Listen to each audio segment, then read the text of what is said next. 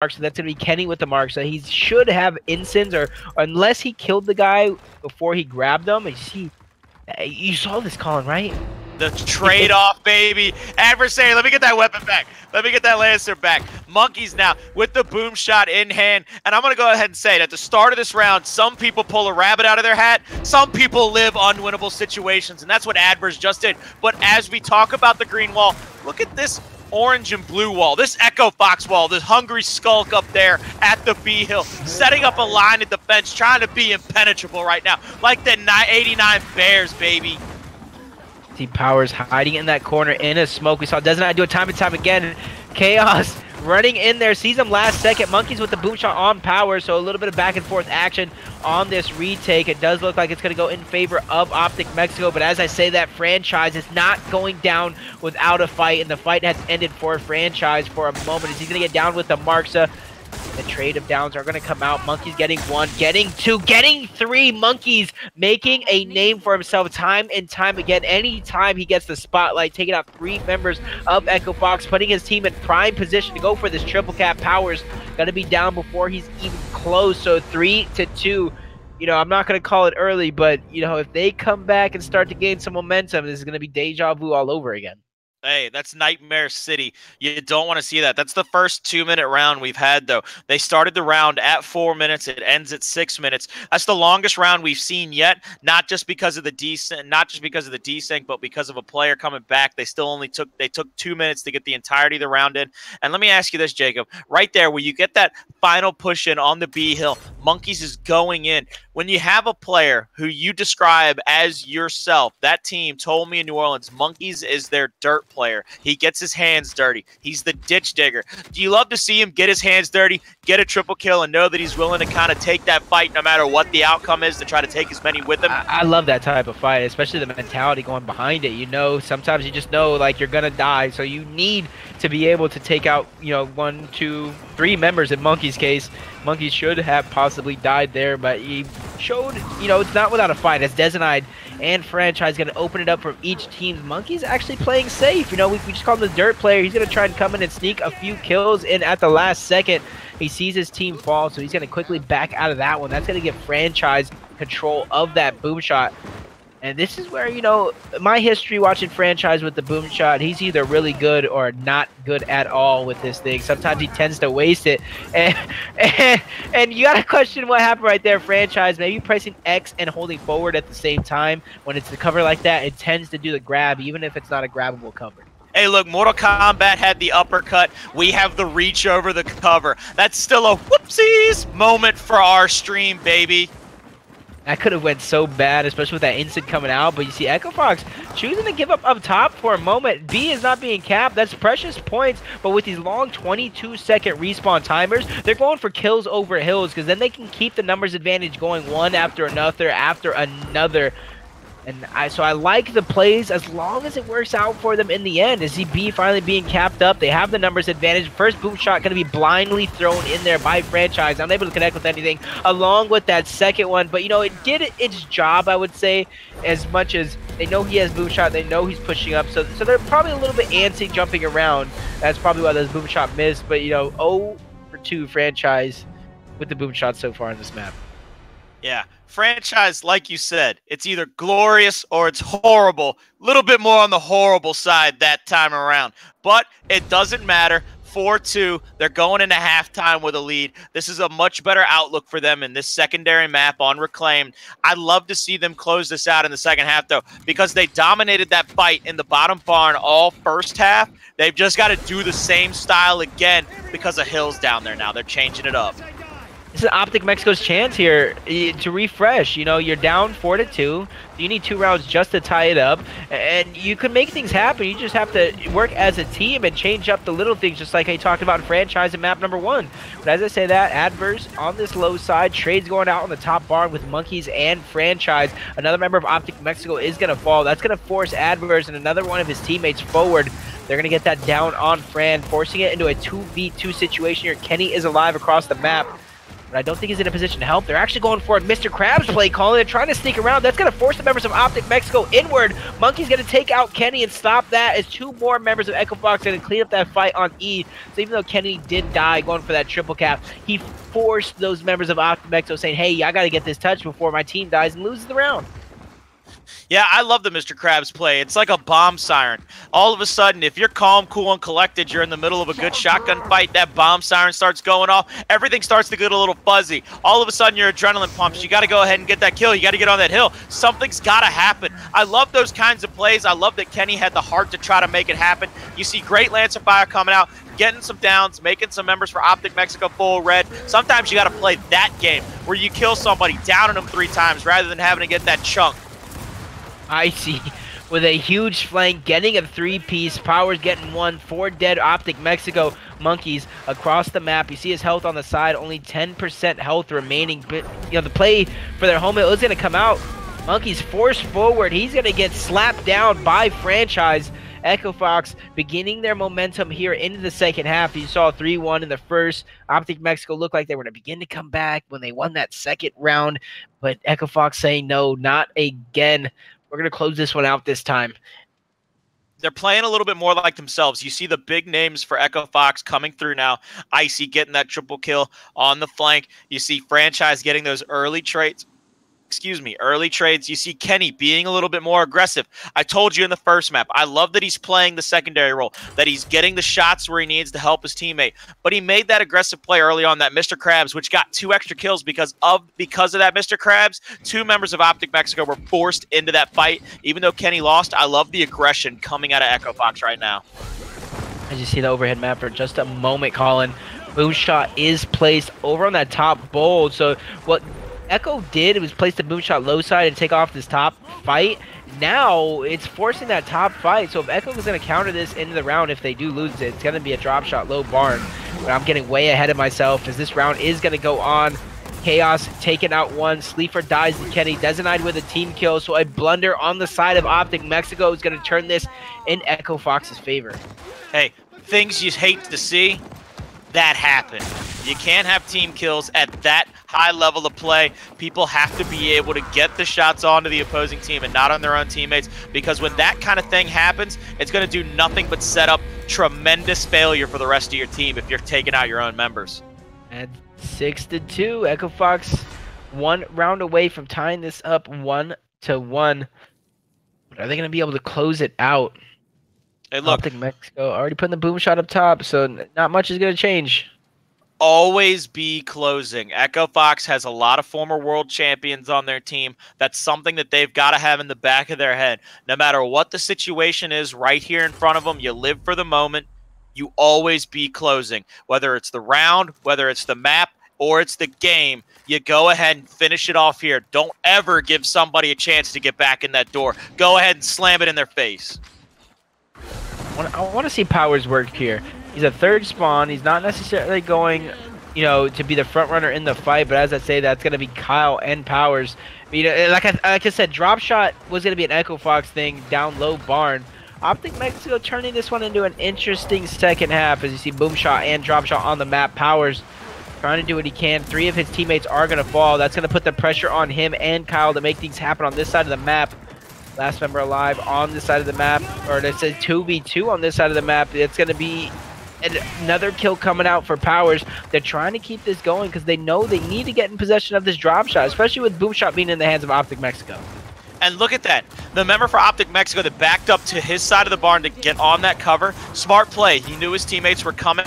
I love that when you get the numbers called out, you know your teammate's on the way. Go ahead, take cover, wait for a little bit of Lancer fire, but still Powers getting a kill. Kyle getting his own kill. The 2 of them are having to show out to keep Echo Fox in this round, but Kyle eventually going down. A boom shot coming out, but being a trade because he kills himself, and now Kenny's down in the top of the barn after getting a kill himself, but another member of Echo Fox is coming down to the barn side, but he's going to get called out. 2v1 situation on their side. Cover. I love to see these kinds of matches happen where there's just one fight after the next. It's just a continuous cycle. It's a buzzsaw. 1 log goes in, 2 more have to come out.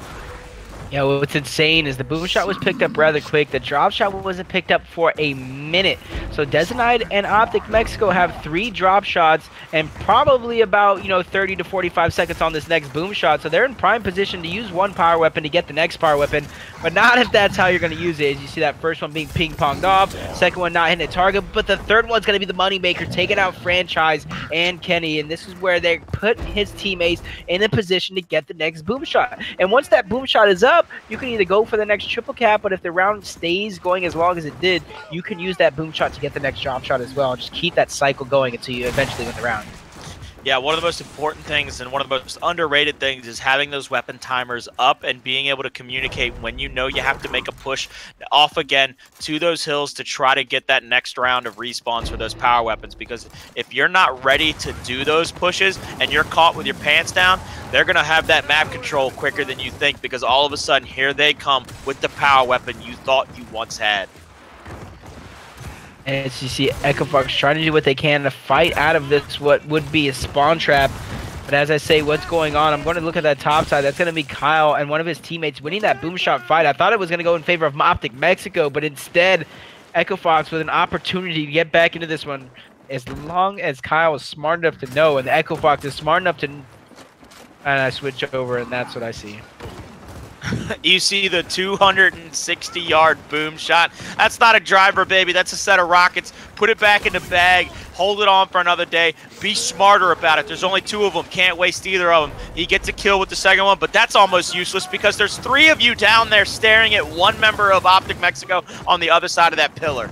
Drop shot is going to be up. Franchise getting it. So like I said, a minute goes by before that next power weapon is up. But if you see the score, 183 and counting, Echo Fox backs up against the wall. They need multiple hills to be broken right here. But Optic Mexico, I mean, just need to go and try and be a rat. Try and sneak one of these hills. But as I say that, Franchise taking out Monkey with a team kill. Adverse, he needs to hold the line here. He needs to make sure his hill is not going to be broken. Franchise picking up another kill. Adverse trying to put himself in a position to try and get this chunk before it is going to be decapped. It's going to come out. The decap gonna come out. Franchise gonna be taken out right after. That's gonna leave it all up to Icy, and he's gonna be taken out next. Optic Mexico squeak away with this round. That's beautiful defense. Sometimes you get backed into your own corner. You got to cover up for a second, take a few of those body blows before you can get that last final uppercut in, get that KO, and the round win. I love a team that can play a little bit of defense. We love the aggression. We love how a team can take full control. Sometimes all you got to do, turtle up, play a little defense on your home hill, win the round off of the 210. Yes, and I kind of want to question. I wish I can go back and get like a different view / different replay of what exactly happened. Echo Fox was able to get the boom shot at first off the initial. They didn't really do too much with it, but after a minute into the round, that's when the drop shot was picked up in the hands of Optic Mexico. So in theory, you got, I think it was 3 at that time, 3 drop shots that you can use to solidify the position for the next boom shot, and just like I said, go back and forth. It's only a minute. That's not a lot of time in Gears of War game time when it comes to mid-round things happening and weapons coming up. So I really want to know what happened with Optic Mexico. Hey, look, after the full 30 seconds, they blocked the secondaries up there going toward that boom shot fight. But let me throw this at you real quick. That round, 4 minutes, 1 second. Longest round. That wasn't a round. That was a war of attrition. Optic Mexico ends up winning the war of attrition. Is that a bad sign for Echo Fox going forward, or do they just have to kind of get their heads back together? I think they just got to get their heads back together. Any team can come out with it, but if you don't hurry up and stop the bleeding, stop the mistakes, round from round, things like this are going to happen. You see 4 dead for Echo Fox. The weapons this time were actually picked up around the same exact time, so you should expect split pushes and split plays if they're going to be respawned. But it's going to be up to Echo Fox to get these touches to prolong this round. Franchise going to be taken out. It's going to be Icy taken out with a boom shot as well. So Optic Mexico winning 2 in a row. We already seen it in map number 1 where they won 6 in a row. They have to do it again in order to stay alive and actually win and close out this series. This is the avalanche effect. You get hit with that first snowball, you think it's a little cold, your ear might hurt a little bit. All of a sudden, next thing you know, it's a gallon of snow on your head, followed by a truckload, followed by a bulldozer. If I'm Echo Fox, I'm getting back on the snowmobile. I'm heading for the low ground, getting away from that avalanche coming down the hill, going ahead and taking this home 7-4. They've got to figure out what it is to close this map out right now, because I think if you lose this next round, all that momentum that we spoke about before this matchup began is heavily in the favor of Optic Mexico. I always said, when you're in these situations where you have two weapons like this on the map, the boom shot or the drop shot, you as a team have to say, hey, this is the weapon we want, and this is what we're going to do to play for it. And you got to send, the other half of the map's going to be your weaker half of the map. Maybe you only send one guy over there to try and, deny it, maybe two. But you got to question, are you playing your game or are you just playing the game? You see the overhead map, 3 up top for both teams, 2 down low. I'm going to jump on board Kyle in this low fight. Him versus Sleeper kind of shooting each other through the smoke. Sleeper's actually going to get a cut, taking out Powers. Kyle didn't even see it happen because of the smoke. That's 3 dead for Echo Fox. Drop shot in the hands of Desanide. Make that 4 dead for Echo Fox. And this does not look good, especially with Chaos and that boom shot. Oh my goodness gracious. Here's that truckload of snow I was talking about. Everything is about to barrel down onto Echo Fox's home. They didn't get any kills off that initial. They got one, actually, they got 1 kill off that initial. So only 4 members of Optic Mexico up. They couldn't spread the resources far enough, but they have all the power weapons over there on Echo Fox's home. I don't think they're going to get a touch. They aren't. That's 6-5. This is a scary situation. This is that corner that you've got to fight out of. You're a wounded animal at this point. You're no longer the skulk hunting your prey. You're a wounded animal up in the corner. You got to fight out right now. And I want to call 2 people out here in this game. 2 people, 1 from each team. Sleeper, you're making this comeback, but you're not really contributing in terms of support or slaying. You are getting the caps. Chaos lagged out and has more kills than you. Kills aren't everything, but that does say something. On the other side, Powers, the main slayer, the most kills in all of New Orleans. He's not showing up here on this map. That's actually someone who I'm going to jump on board with here, as it does look like he's going to go up top. We just saw him go down low. This time it does look like Echo Fox is switching it up. They're switching up their strategy. They actually set 4 up top, I believe. They're playing for the weapon of their choice. That's going to give up the drop shot to Desanide. Boom shot in the hands of Franchise. Going to spawn rather at the same time, so around 153 on your clock is going to be those intins. Around 123 each is going to be both power weapons spawning up. That's Franchise yet again with another missed boom, and he's actually going to be taken down as well from Adverse. You got a question with these boom shots that Franchise is using, is Power supposed to help him to weaken him, or for Franchise being able to clean that one up? I don't know why he would have the boom out in that situation. We saw and heard about them doing the ranked games where everybody just had their Lancer out. He drops Snasher for that boom shot. Go ahead and have your Lancer out. Powers has got that accuracy. Get those 13 shots in before he can get close to you. Don't even waste the boom. And now look at this big flank coming out, but he gets called out. Monkeys is full red on that haystack. Gets taken out. Kyle, beautiful play there. Playing the backup role. Getting a little melee on Kenny to go ahead and help him get that health back. That's the smart kind of play you need from these top players. And that's something a lot of people don't even realize, especially with that melee smack. I know Jordan Ribeiro used to do that all the time. Sometimes it would work out in our favor, sometimes it wouldn't. But it's really heads-up play. You get instant health back, and you can make an instant push right away instead of waiting the 4 or 5 seconds in order for your health to come back. But this is where Echo Fox finally gaining the momentum here into this match. For a second, we're threatening with the triple cap. The pressure is on. Kyle's going to be forced to back up, but his teammates there got his support as they do keep the pressure on. No points still coming out from Optic Mexico just yet. Echo Fox climbing back into this one. Kyle with another kill on Monkeys. It's not going to stop just yet. Kyle put full red. The bait and switch from Franchise. Kenny's getting pushed as well. The teamwork from Echo Fox in this round is unmatched as 4 members from Optic Mexico fall. Chaos looks like he's going to be the next target. He's going to go down as well. Triple cap coming out. Echo Fox are finally going to be able to close this one out in a nail-biter end of a map. Yeah, people don't understand how smart of players are on Echo Fox, and they really don't understand how difficult it is in those heat-of-the-moment situations in order to make those kinds of plays where it's like, hey, look, I'm full red. I'm coming back at you. Let me go ahead and get this melee off. Let me get you back up, because they immediately rotated back up to top bowl, won yet another fight. If you could do something as intelligent as that, consistently as that, firing on all cylinders, it is unbelievably hard to overcome that if you're the opposing team, because that means you've got to be not just as smart, but just as gun skilled. And for people like Echo Fox, that's hard to compete with. Yep. The last map is going to be Harbor, and this is where it's very, very interesting to me, because I know both teams have some quick pick strategies. They have some quick kill strategies, especially when it comes to that top portion of the map. So last time I seen Echo Fox play Harbor, it was against Optic Gaming, and to me, they looked a little, you know, I don't want to say lost, but they looked like they didn't know how to play Harbor necessarily. They let Optic take entire boat control. While Optic had boat control, they were able to shoot down and just take out the members of Echo Fox, and they went to push for a B push. You got to know on Harbor, if one team has up top and they have the cap on B, you either got to A, go for that entire control over boat and send your numbers there, or you do a little bit of a split push. That way your guys that are pushing towards B can do so without getting crossed in the back the entire time. Yeah, this is one of those moments where if you're Echo Fox, you know that you've got the smart plays, you know that you've got those map rotations. I was actually casting the match where Echo Fox sent Optic Mexico home Sunday morning early in New Orleans, and Echo Fox played this map flawlessly. Every rotation that came out from them was perfect because they took control of those top tiers and used those top tiers to force angles on the bottom hills, whether it was B or those second half homes, into their favor. I absolutely love to see some of those nerdy angles because they were using their brain. Sometimes it's not about brawn. Sometimes it's not about the Nasher fight. Sometimes it's about using your brain, ladies and gentlemen. And Echo Fox was doing that to perfection last time I saw this actual matchup on this map.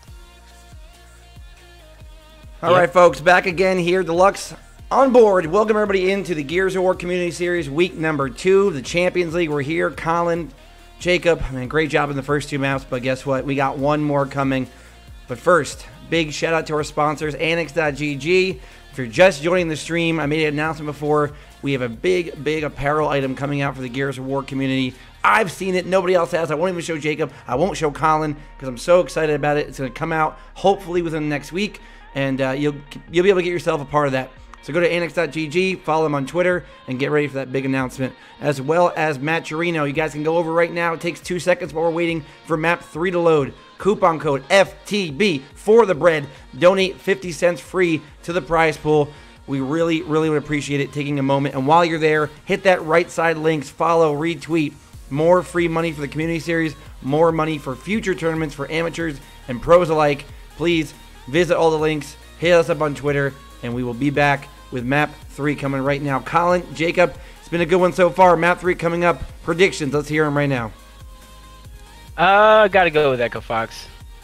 I'm going Echo Fox. No way, no how am I going to bet against those guys. I know they haven't practiced to the schedule that they want, and I know Optic Mexico is playing better than they have, but at some point, Echo Fox falls back into playing like the champions that those guys really are. 4 out of those 5 guys are former champions. Kyle, the only one yet to get a ring on his hand, but I think that might change in San Diego if Echo Fox can practice correctly and move forward the way that they played, especially on land against teams in New Orleans. All right, giveaway coming up after this match is over. Follow the stream to be eligible for the giveaway. 1 Gears Esports supporter pack coming your way. But first, a great matchup. Optic Mexico, Echo Fox, map number 3. Let's get it. He designed for Optic Mexico being that front runner, going up against Franchise here on that front spawn. He's going to get double stunned there for just a moment. Put full red almost instantly.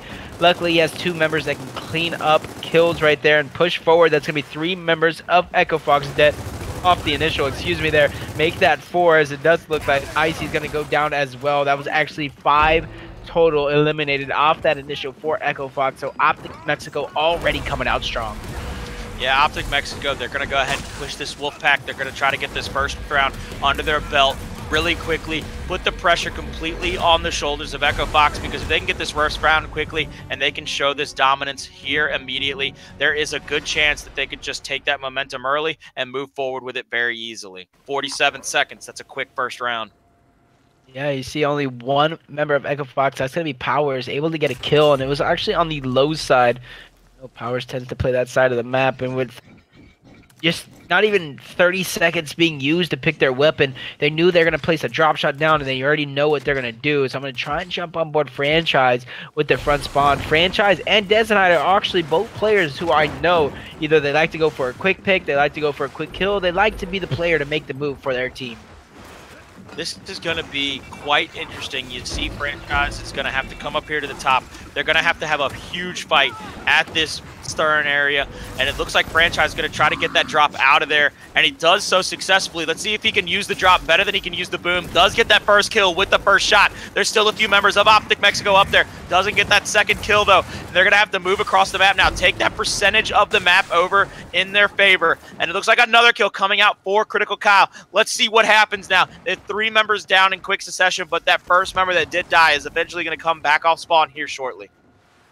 Franchise trying to control what he can control with that drop shot. I would like to see one of his teammates either switch spots with him, he brings the drop shot low to get B, or I would like to see them go for, you know, an overextension over on A side of the map.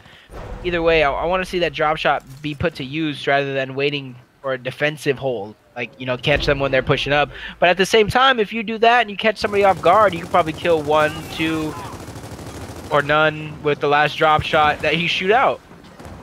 And it looks like right here, there is a huge push coming from Optic Mexico. They knew that Franchise stayed where he was, and they knew where the drop shot is. They said, let's get our numbers in our favor. Let's try to take that drop shot off the map. Let's take it out of his hands. But they're ending up losing yet another team fight. 3 members down again for Optic Mexico. This is where Echo Fox has to take this 4v2, and it has to take him quickly onto the opposing team's home hill. All members down. They're going to be coming off spawn, and it looks like the Skulk has set up on the front of Optic Mexico's home hill.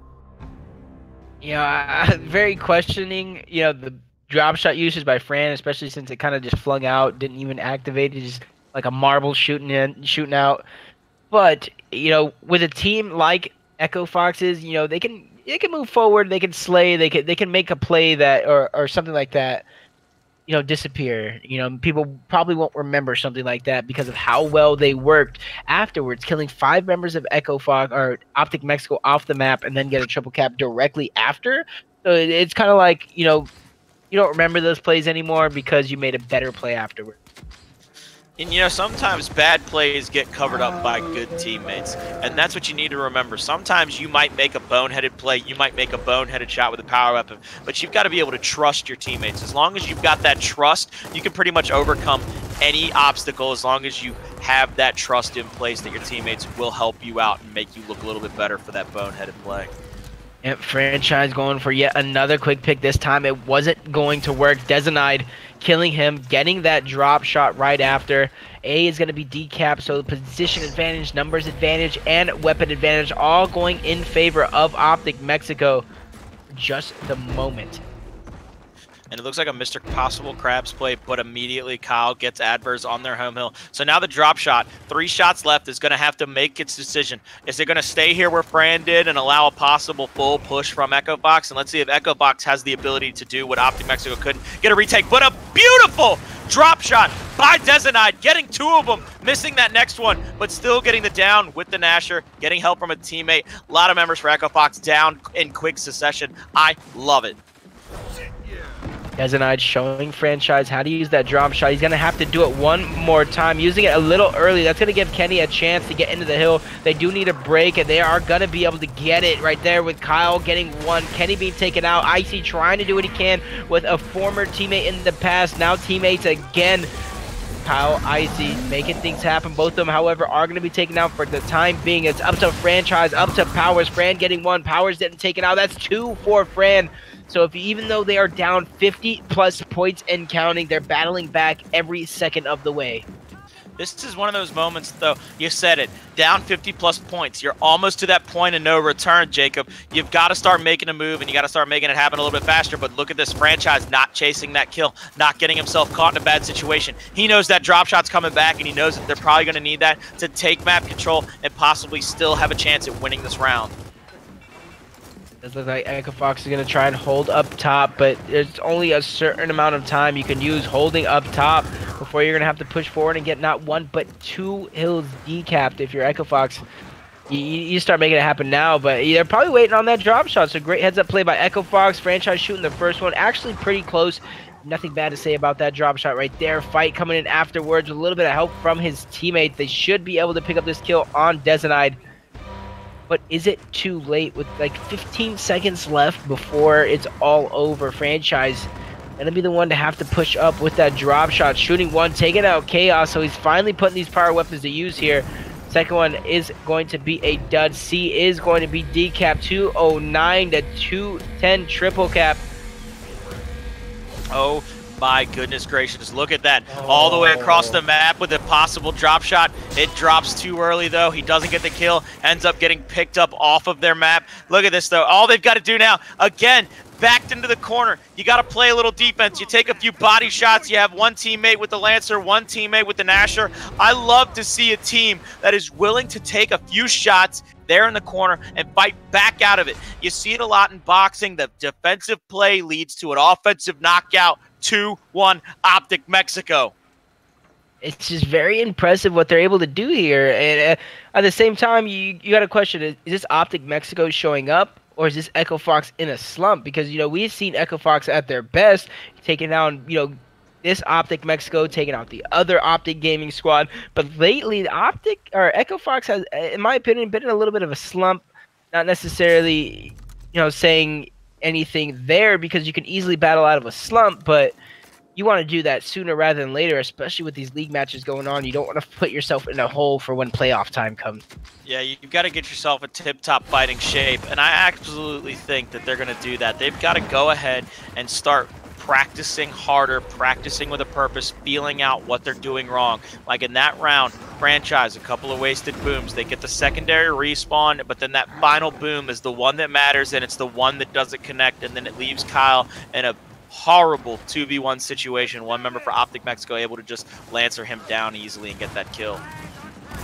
A little bit of stalemate going up top. Drop shot still in play. Kenny doing what he can to keep his team into this one, but a nice back A by Dezenide. Take it out, Kenny. But as I say that, that's another kill. Kyle jumping right into Dezenide's shot. Dezenide trying to stay alive, trying to make it happen, trying to get a three-piece. He almost narrowly surviving there, but Icy with a nice reaction shot. Up A, gonna get the down. He's gonna get the drop shot for the time being, and another kill on Adverse. So Icy showing up here on map number 3.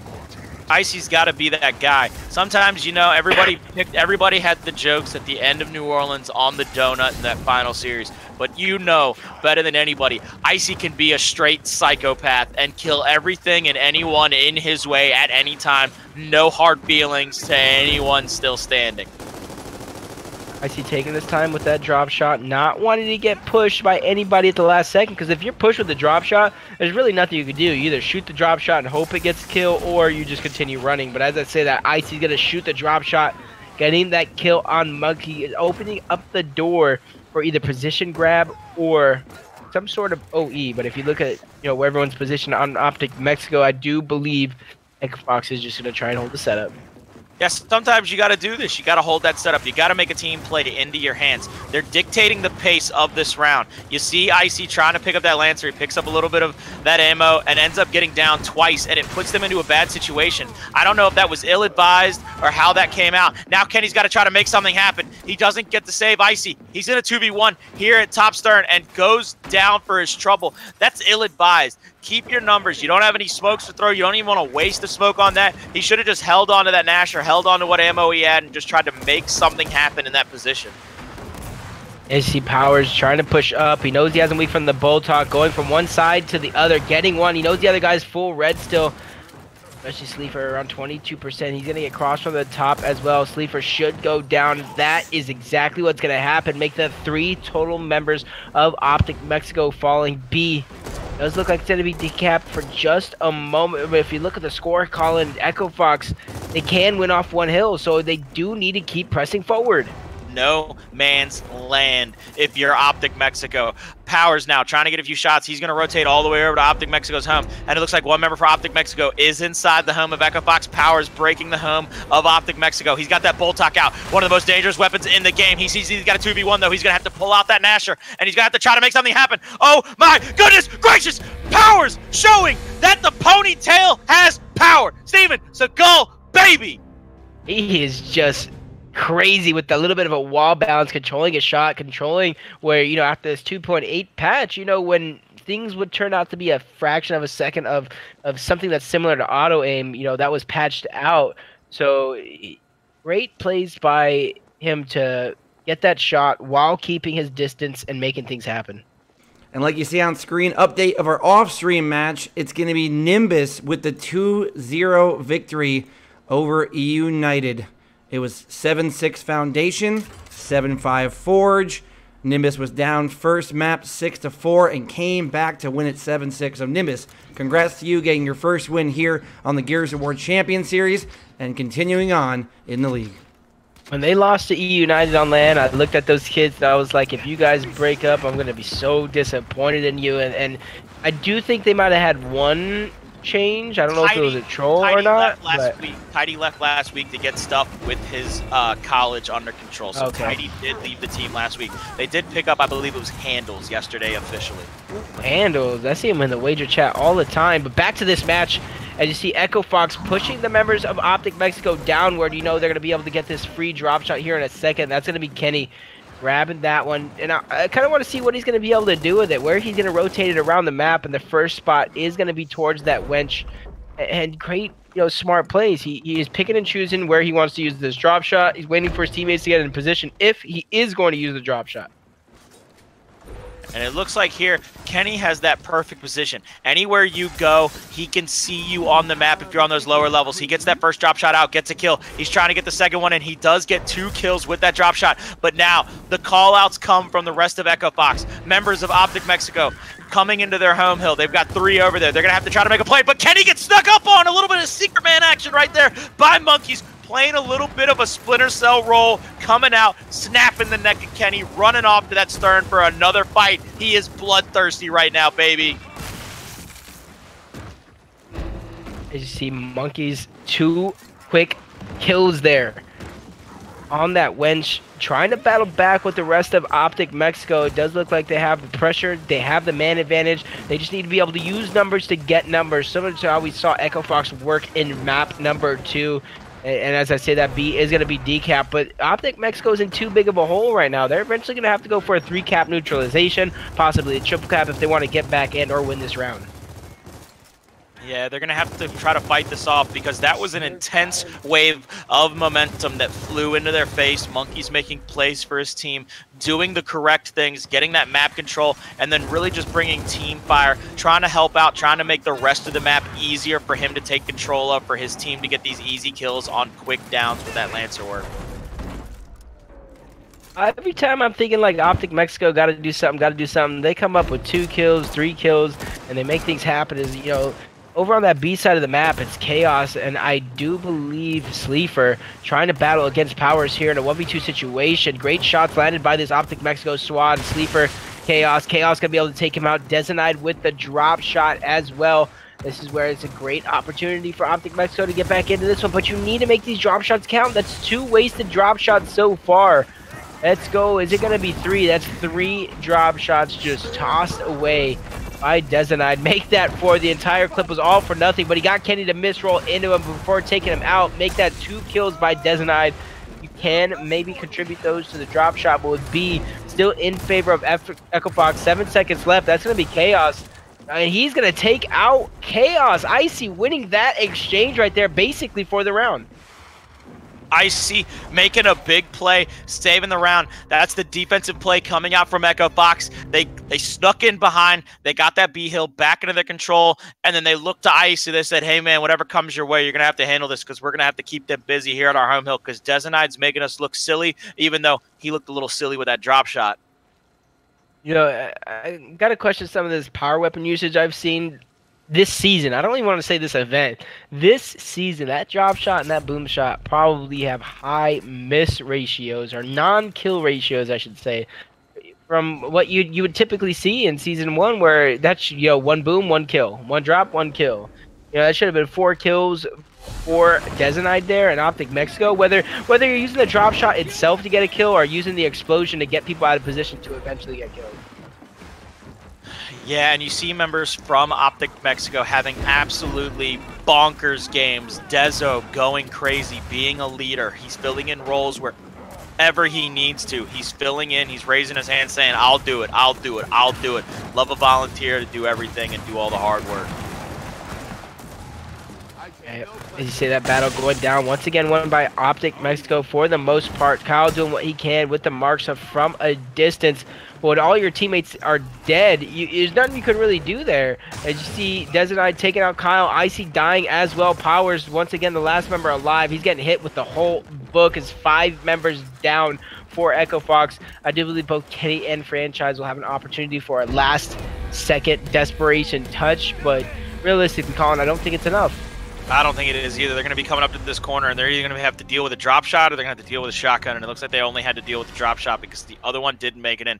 3-3 at the half. That was the quickest round. No, that was the second quickest round of this map. That's 59 seconds. The other quickest, 47 seconds. But 3 of the other rounds, all 3 minutes long. A war of attrition here on Harbor. Who's going to bend? Who's going to break first? Yep, you see Desonide, 18 kills, 10 downs, 98 seconds dead. He's only been dead for about a minute and a half while putting up impressive numbers in the slaying department and in the support. So Desonide, one of the few members that can truly do it all. Yeah, Desonide here. Here comes that big wench fight again because you're going to have to fight over wench because that E-Hill has moved up there to Stern. Look at this, 2 members in for Optic Mexico fighting a 2v2 here at wench. Over the cover, Franchise getting chunked. Desonide trying to keep the pressure on, but taken out by Icy. Great heads-up play by him to prolong this round for just a few more seconds. Next person's going to be jumping up on him from both sides. They're going to double-team Icy, take him out as well. So E going to go in favor of Optic Mexico. As I say that, you see Fran getting in a position for a retake. Him, Kyle, and the rest of the Echo Fox members are going to begin to push up, and they want to do it before the members of Optic Mexico not only spawn, but get back up top. So they're trying to catch people in rotation, try and catch somebody off guard, but as I say, that's going to be Kyle, going to be the one to get the kill on Monkeys. Fran being taken out by Kyle. The onslaught continues as Desonide takes out Kenny next. And it just gives like an Optic Mexico round all the time and time again. They're out slaying, they're out rotating, and they're just making things happen. They're playing their game and forcing Echo Fox into it. Hey, look, I loved what we saw right there. After they get those first couple of kills up at the E-Hill, Chaos pulling out his Lancer. Instead of getting scared, pulling out his Nasher, he still had a teammate there. He got about 4 or 5 rounds in with that Lancer before all of a sudden his teammate gets the shot on with the Nasher, gets the down, they clean it up. You got to have trust. I said it earlier in this map. If you trust that your teammate will make the plays, those plays will more likely than not happen. You call out the number, you get the mark on, you get the shots, you make it easier. See you right there for a moment. That's going to be Echo Fox pushing up. Multiple members will be dropped to their knees. Desonide finishing off Franchise and Kenny. Huge, impressive double kill. Icy going to stop him in his tracks, however, before he falls. So the fight looks like it's going to be 4 dead for Echo Fox. It's going to be Powers all by his lonesome for just a few more seconds. Fran and Kenny both spawning. It's not going to be the end of the round just yet, but the potential for this round to be over in favor of Optic Mexico is through the roof as the fight continues. Yeah, it is. I'd love to see, if you got the gore turned on, I'd love to see up there at the top E-Hill, it would probably look like a friggin' meat factory. As many bodies that Echo Fox threw at that E-Hill, and as many bodies that got ripped to shreds by Lancer and Nasher fire. It is blood and guts all over the place. They have kept Echo Fox on their home hill or worse in their spawn for the entirety of this round. This is domination without the triple cap, ladies and gentlemen. This is almost a mind game that Dezo is playing, that they're doing, because they have come out in this round and kept Echo Fox down on their hands and knees in their spawn. 4-3, 2 minutes 48 seconds for that round. 26 kills, 11 downs, 122 seconds dead.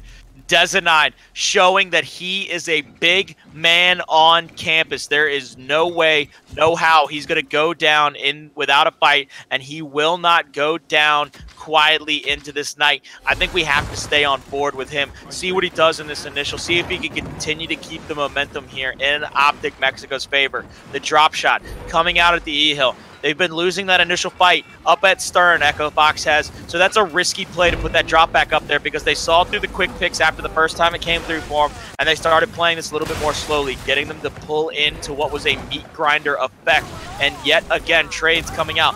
4v4 now. Kenny, full red. Kenny with a beautiful shot right there. A little up A, getting that second kill. Here comes the Lancer Fire. They're going to get this. Echo Fox is finally going to win this first initial, and they're going to look like they're moving forward. They need to keep all this pressure on, keep the numbers in their advantage, keep that last member, who I believe is down there on their home hill, off balance. Both members there on their home hill off balance. It's Chaos and Sleeper. And you see here, Sleeper trying to make something happen against Powers. He does get the kill. Franchise now fighting for his life on the home hill. And look at this, Adverse coming off spawn. Now he's going to be setting up for this rotation. Oh my goodness, Icy catching him though as well. I think this round is setting up to be completely in the favor of Echo Fox. I would love to ask Jacob if he thinks that Echo Fox is going to have to hold this setup or if they're going to keep putting the pressure on the home hill of Optic Mexico. Here it comes. They're going to keep that pressure on. Icy getting a drop shot off the ground. I think he still has, I believe that says 2 shots on. No, 1 shot on, excuse me.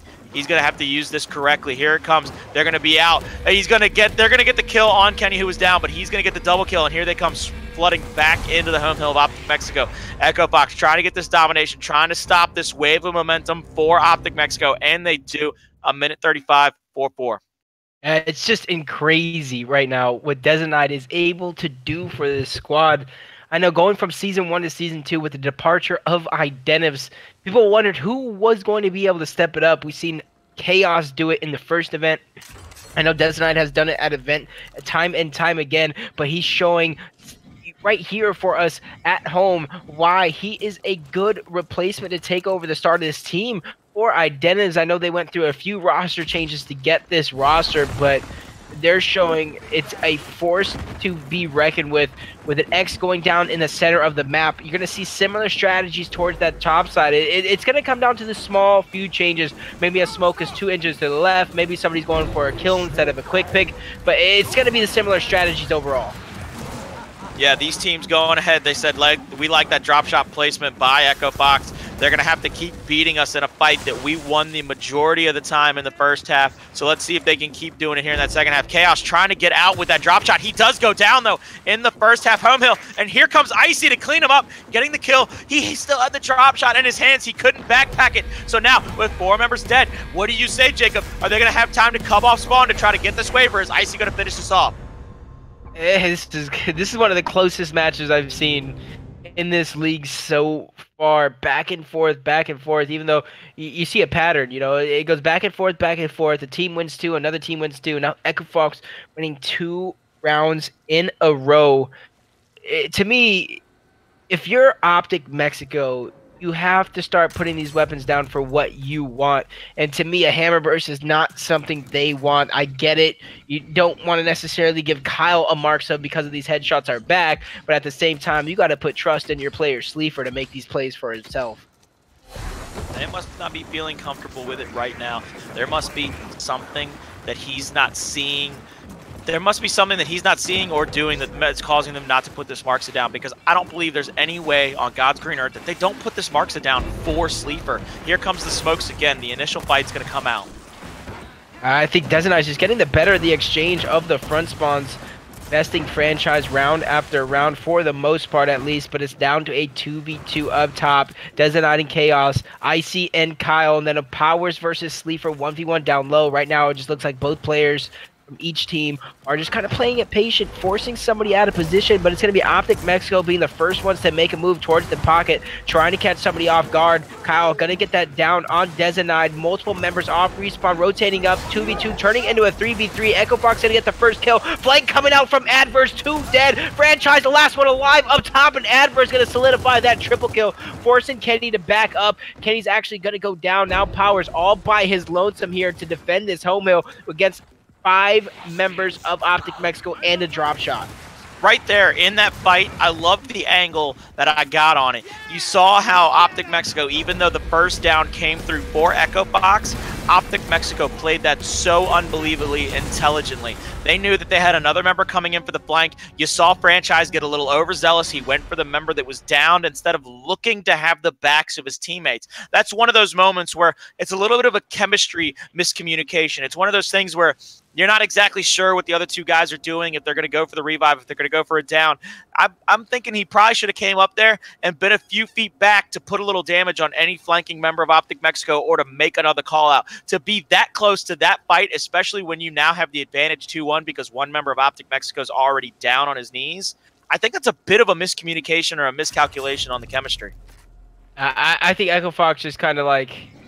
I agree with you, a miscommunication on the chemistry. They kind of just grouped up too much. If you saw how that third member kind of came up top, that was Adverse, kind of came up top, kind of the route he took compared to the Echo Fox routes that they took, it was more of they clustered themselves together as 3, and so 2 quick kills from Adverse right there before anybody had a chance to react. So if you're Echo Fox, you got to be aware of where you're positioned on the map and make sure you're communicating as well. As we jumped on board Kenny for the beginning of this round, he's going to get first blood along with Kyle, so instant man advantage. Kenny's going to try and make a little bit of bounce play, taking out Adverse, revenge for that flank.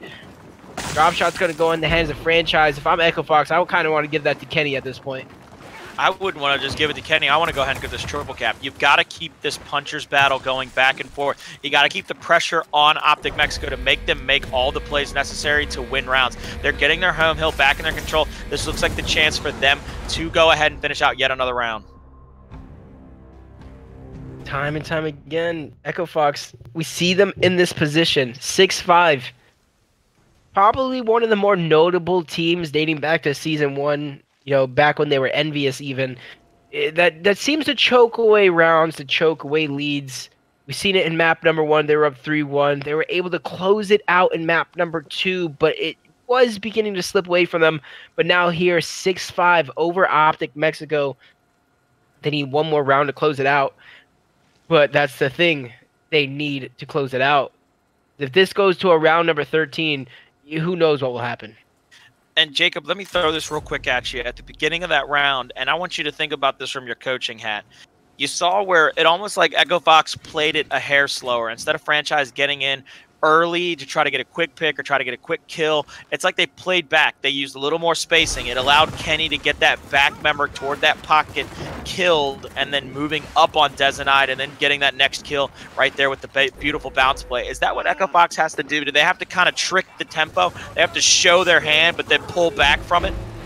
I think they just need to make sure they're making the plays they want to play and not playing the Echo or Optic Mexico's play style. As you see, Chaos getting that first blood on Kyle and Dezenite getting that drop shot as well. It just seems like Optic Mexico has an idea of how they want to play, and they're perfectly executing it time and time again. Dezenite's either getting a kill or getting away with that drop shot, and this round is no different. Look at this now. All these members of Optic Mexico, they're about to collapse down because Powers Kenny left by their lonesome to fend off all these members of Optic Mexico that are about to barrel down on the home hill of Echo Fox. They know they got to try to fend this off. Another drop shot coming out. What do you think happens here, PR? What do you think is going to come off of this respawn? Do you think they're going to be able to stop this momentum? Not the way it's looking. Last drop shot out. He's actually going to be a team kill. Is he going to make me eat my words? Power's going to go down as well. Franchise doing what he can. The Echo Fox needs to start coming out with some trades here. If they're not getting any trades and they're just dying, it's not going to look good as 2 more members fall. And that's going to be 5 dead for Echo Fox. And this is going to be a round number 13. Colin, what does Echo Fox need to do here? Because you see them going back and forth, back and forth. If the tail of the tape's going to be anything, Echo Fox should win this round. It is their turn, according to that scoreboard. But does that matter?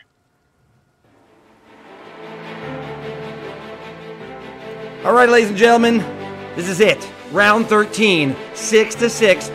Optic Mexico, Echo Fox for the bread. Put them in the chat if you got it. I know you don't got it, but if you got it, put it in the chat. If you're an Echo Fox fan, give them your energy. If you're an Optic Mexico fan across the border and you want the green wall to hold, give them your energy. This is 6-6. This is the Gears of War Community Series. This is the Champions League. We're here. We're live. Colin, PR, last round. Let's get it. Will the green wall hold over the Echo Fox Wrecking Ball breakthrough. Round 13, map number 3. It all comes down to this. There will be no draws. Somebody will lose. Somebody will win, and I think Dezenide has earned his spot to be the spotlight here in round number 13. Instead of going for a quick pick, he's going to try and take that pocket right away. He knows who's red. Kenny is probably marked, forcing him back right there. He's marked again. Kenny's going to be the first one to fall to his knees. This is an opportunity for Echo Fox to try and fire back. That's going to be Kyle falling down. That's the revives coming out. Icy's going to get a trade with Adverse. Oh no, it looks like Echo Fox is beginning to crumble as another member in franchise is going to die, and Kenny dies to the drop shot as well. And Power's going down. 5 dead. Echo Fox fall. Echo Fox falling after what seems to be just pure momentum hitting them square in the mouth from Optic Mexico. They took no prisoners in that last round. The speed, the agility, and the pure persistence by Optic Mexico to take that pocket, get the map positioning, and then use that positioning to put all that team fire and get those downs coming out early, often, and enough to get those wins. I love to see how Optic Mexico is playing right now. They're firing on all cylinders. They're playing at a level above their pay grade at this point, in my opinion. They finished poorly in New Orleans. I know they had that great finish in the land before that, but they played poorly in New Orleans. They finished poorly in New Orleans. They didn't live up to anybody's expectations. But these last 4 matches I've seen them play, Fight Night, the 3 matches on the Champions League Community Gears series, they've played way above their heads, and I love to see it. I'm not going to lie. I don't want to say it because I'm not right there. I'm not one of you guys. I love to see it. I love it. I hope they keep playing this way going forward. But now Echo Fox has to regroup. They got to mentally get back into this because you go from getting beat down by 1 green wall so now it's the green Great Wall of China coming at you. It's the dynasty laying in front of you. Yeah, if you're Echo Fox, you got to use this as a wake-up call. You got to be awake for this next match. Just like you said, you're not going up against Optic Mexico anymore. You're going up against the Green Wall, the makers of Green Eggs and Ham. They're going to be Sam I Am all over you if you don't come back and start to gain something. You know, this picks and bans, I think, is going to be pretty similar to what we already seen. You know, the proof is in the pudding, you know, from the past. But you got to fix these mistakes. You got to be talking about what went wrong, and you got to start doing it now because before you know it, we're in the match. We're in map number 1, and the map's already started, and they still don't know what went wrong. Yeah, and I hate to say this, I almost feel like that last round when they went to For the Bread, they went to For the Bread PR, and I want you to kind of hit on this. Powers could have forced the issue down low if they had put something bigger than incendiary grenades, if they had put something worth fighting for instead of just having him stuck there in the first half B hill. I feel like that's a grave miscalculation on a team's point of view, not putting something for arguably one of the best 1v1 players out there right now because he's making everybody look silly, not giving him something to fight for. Well, I mean, on that side of the map, it's pretty tricky because depending on what you put down on that side of the map, if it's big enough, then it's not going to be a 1v1 anymore. It's going to turn into a 2v2 plus a 3v3 up top or worse. So it's just, excuse me, it's going to change the whole dynamic of the map. Well, I think Echo Fox went wrong was they weren't adjusting to the up top side of the map. As you can see, you know, like I said, Dezenide's either going for position, he's going for a quick kill, going for a quick pick, and Dezenide was realistically doing what he wanted to do, and then Echo Fox, in looking out in, we're just playing completely reactionary to what Optic Mexico wanted to do, and then that gives them the upper hand if they succeed with that first kill, second kill. Then Echo Fox doesn't really know what to do because they're down a man and they had no real plan going into it.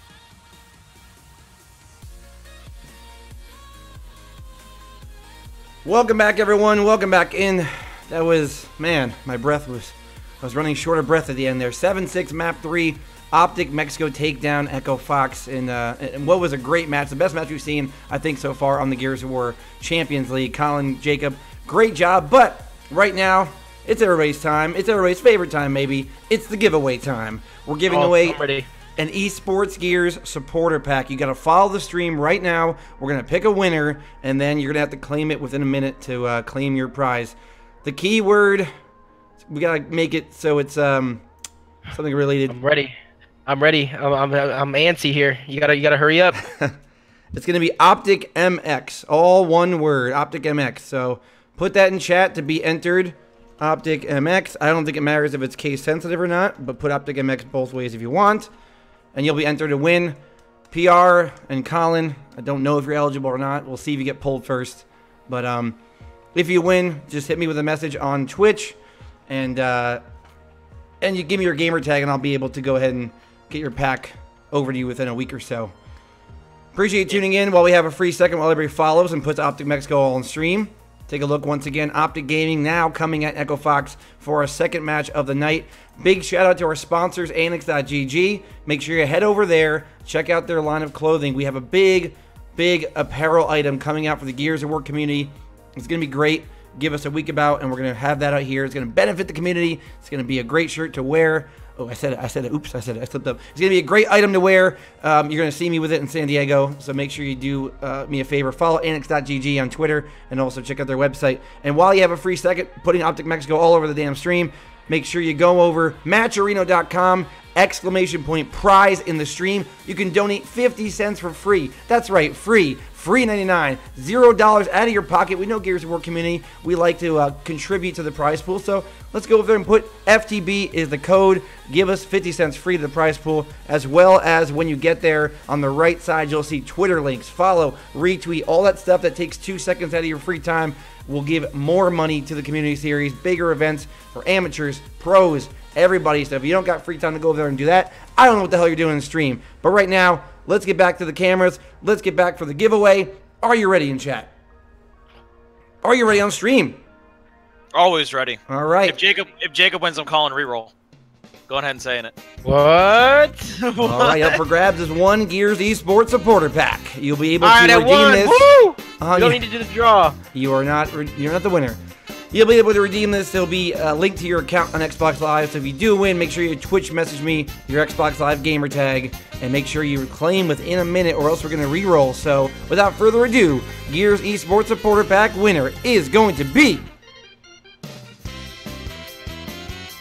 Chuckadoodles! Congratulations, Chuckadoodles. You are the winner of one Gears Esports supporter pack. Please message within 1 minute's time. Claim, I'm here, say any kind of words in the chat, and then after we have awarded you as the winner, go ahead and message me on Twitch with your gamer tag. I think Chuck just said he can go ahead and give it to me. I think he said that. You got 1 minute. No, I'm kidding. Let's go. All right, Chuckadoodles is redeemed. So, Chuckadoodles, DM me in Twitch your gamer tag, and we're gonna go ahead and get you your pack as soon as we can. I love how every time there's a winner, it's always set up. Every time there's a winner, it's always set up. Like you did that totally automated through a bot, fake it set up. Yeah, right. Actually, Chuck programmed that bot, so I see what they're saying. Anyway, Imagine. Echo Fox Optic Gaming. We're gonna be up next now for Echo Fox. They got to win this next matchup because they're down now. They haven't won a game in the league yet. When we return, Optic Gaming, Echo Fox, the Green Wall has stood strong in our first matchup. Will they hold true again as the Titans of Gears of War look to take down Echo Fox once again? Stay tuned for more matches. Stay tuned for another giveaway after the match is over, and also follow the Twitter for a giveaway as well. Be right back here on the Gears of War Community Series.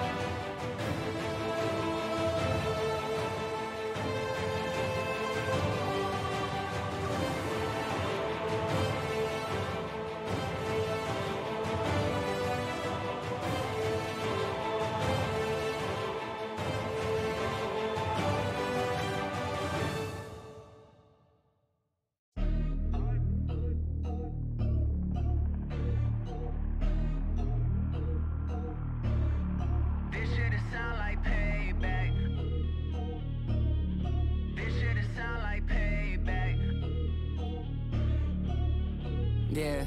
TGIF, got a little money on a Spotify check. Shipper picking up, but I've been paying off debt. Haven't had a minute here to take a breath yet. No sweat, ain't nobody got it like this. A year goes picking up a couple side shifts. Funny how the tide shift. At least I know I got a lot of people like to bumping my shit. Yeah, I keep getting better, they keep getting better.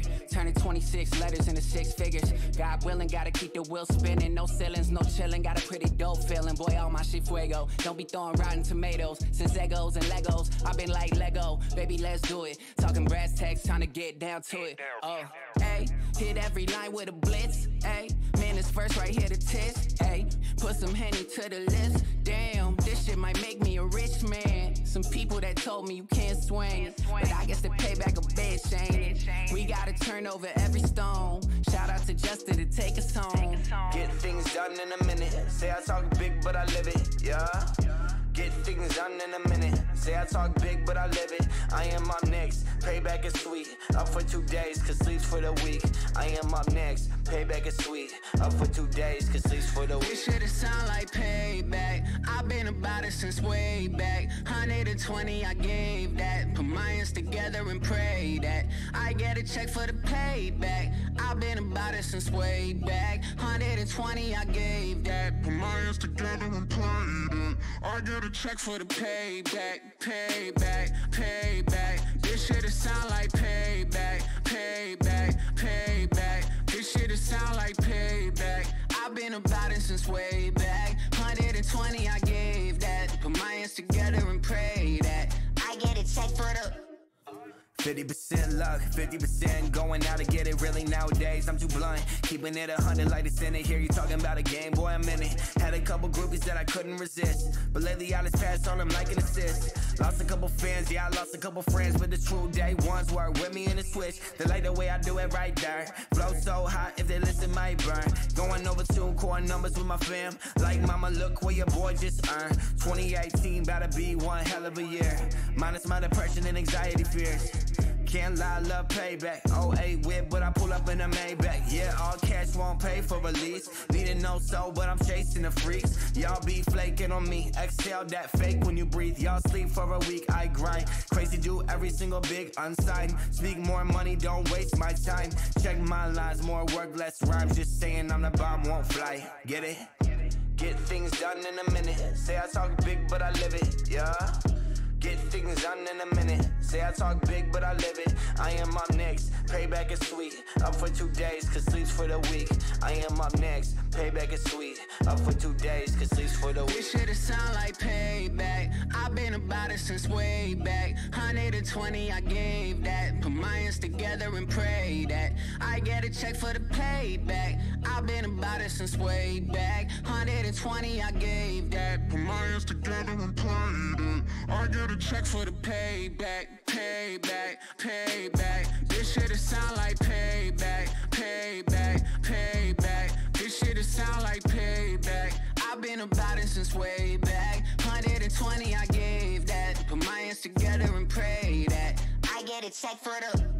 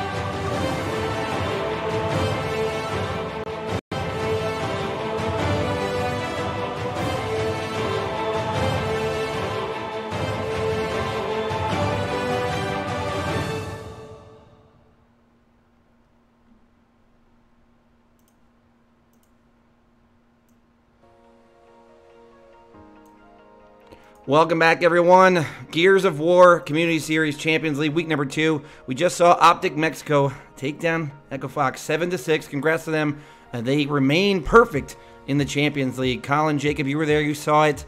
But now, like we said, Optic Gaming looms over Echo Fox. They have not won a match yet, and they need to come out with a W here against the best team in Gears of War. This is the Mount Everest of hills to climb. This is where you are standing at the bottom looking all the way up, because now it's not just the top of the mountain, it's the tippity top of that mountain, and there's a throne on it, and on that throne sits Optic Gaming. You haven't been able to knock them off on land. You beat them in a 2K. There's now 2 2Ks in a row where they have just backhanded you. What is the answer tonight after losing to their counterparts from the other side of the border? To me, they have to fire back, and they have to do so early on, right? Because if you get behind against this Optic Gaming squad, like, not only is beating them an uphill battle, but if you get behind, that's just a steep. That's not even a hill. That's just a wall that you're gonna have to scale. Like, you know, when you go in those rock climbing walls, those fake ones where you get a harness. Well, they're gonna have to do that without a harness. So if you fall, you're dead. That is the biggest thing you've got to worry about, because if you've ever seen it, I call it the circle of life. Optic Gaming, if they're playing well, they start laughing, they're playing better, and it's just a downward spiral for any team going up against them. It's a terrible circle of life. It's a vicious circle if you're the opposing team. All right. Look at the standings coming into the night. These are not updated standings from the match we just saw or the Nimbus victory. Optic Mexico, they're going to move to 3-0. Nimbus going to move to 1-2 currently. And as you can see, 2 teams missing. We started with 8 teams in the league, but because Elevate and Simplicity could both not field rosters, they have been dropped out. And today the big news came out. Godplay's posting free agent. Ghost Gaming has relinquished their spot in the Champions League as well. 6 teams will be competing now for that prize pool. $1,500 plus will be the prize pool at the end. It's going to be September 20th, the week before Gears of War San Diego. They'll play for that prize pool and momentum going in. That prize pool, of course, brought to you by our sponsors, Annex.gg. Appreciate them. We're going to be launching a apparel item for Gears of War. It's going to be pretty good. I had a hand in it. I want to give myself a little pat on the back for that one, but they also helped out a bunch, and a great designer as well. So follow Annex.gg, follow Annex Takeover on Twitter, as well as go to Matcherino.com right now. Use coupon code FTB. You can donate 50 cents for free. That's right, free 99, no money out of your pockets, free donation. Go there as soon as possible. Do that real quick before the game starts. And then when you're there, click on the links to the right side, follow, retweet. All you got to do is take 2 seconds to donate to the community series. It's free again, and we do appreciate you. But picks and bans for Optic Gaming. Echo Fox, they're coming out. Dam is going to be banned out by Echo Fox. Forge Blitz by Optic. Map number 1, Harbor, which we just saw Echo Fox lose 7-6 to Optic Mexico. Map 2, Foundation, did not go their way either. Lift will be the 3rd potential map. But based off yesterday, gentlemen, your thoughts going in, what does Optic have to do here to come back with their backs against the green wall? Go ahead, Jacob. Go ahead. Well, you kind of phrased it wrong, but I think Optic just has to play their game and continue to do what they're doing. Echo Fox, however, they need to just really dig deep, figure out these mistakes, figure out what's going wrong with their team, and fix them. And they need to do it on the fly, realistically, since they just lost that match against the other part of the green wall in a nail biter. So, in my opinion, this Optic Gaming is leaps and bounds ahead of the Optic Mexico squad. So if Echo Fox is going to be able to come back and beat Optic, they need to, like I said, they need to get the lead early on, and they need to continue to pressure against this Optic squad. Hey, Jacob, real quick, this is what I wanted to kind of start off and ask you. I would have loved to kind of throw this against the wall, see how you felt about it. I know a lot of people say that these escalation games are way too long.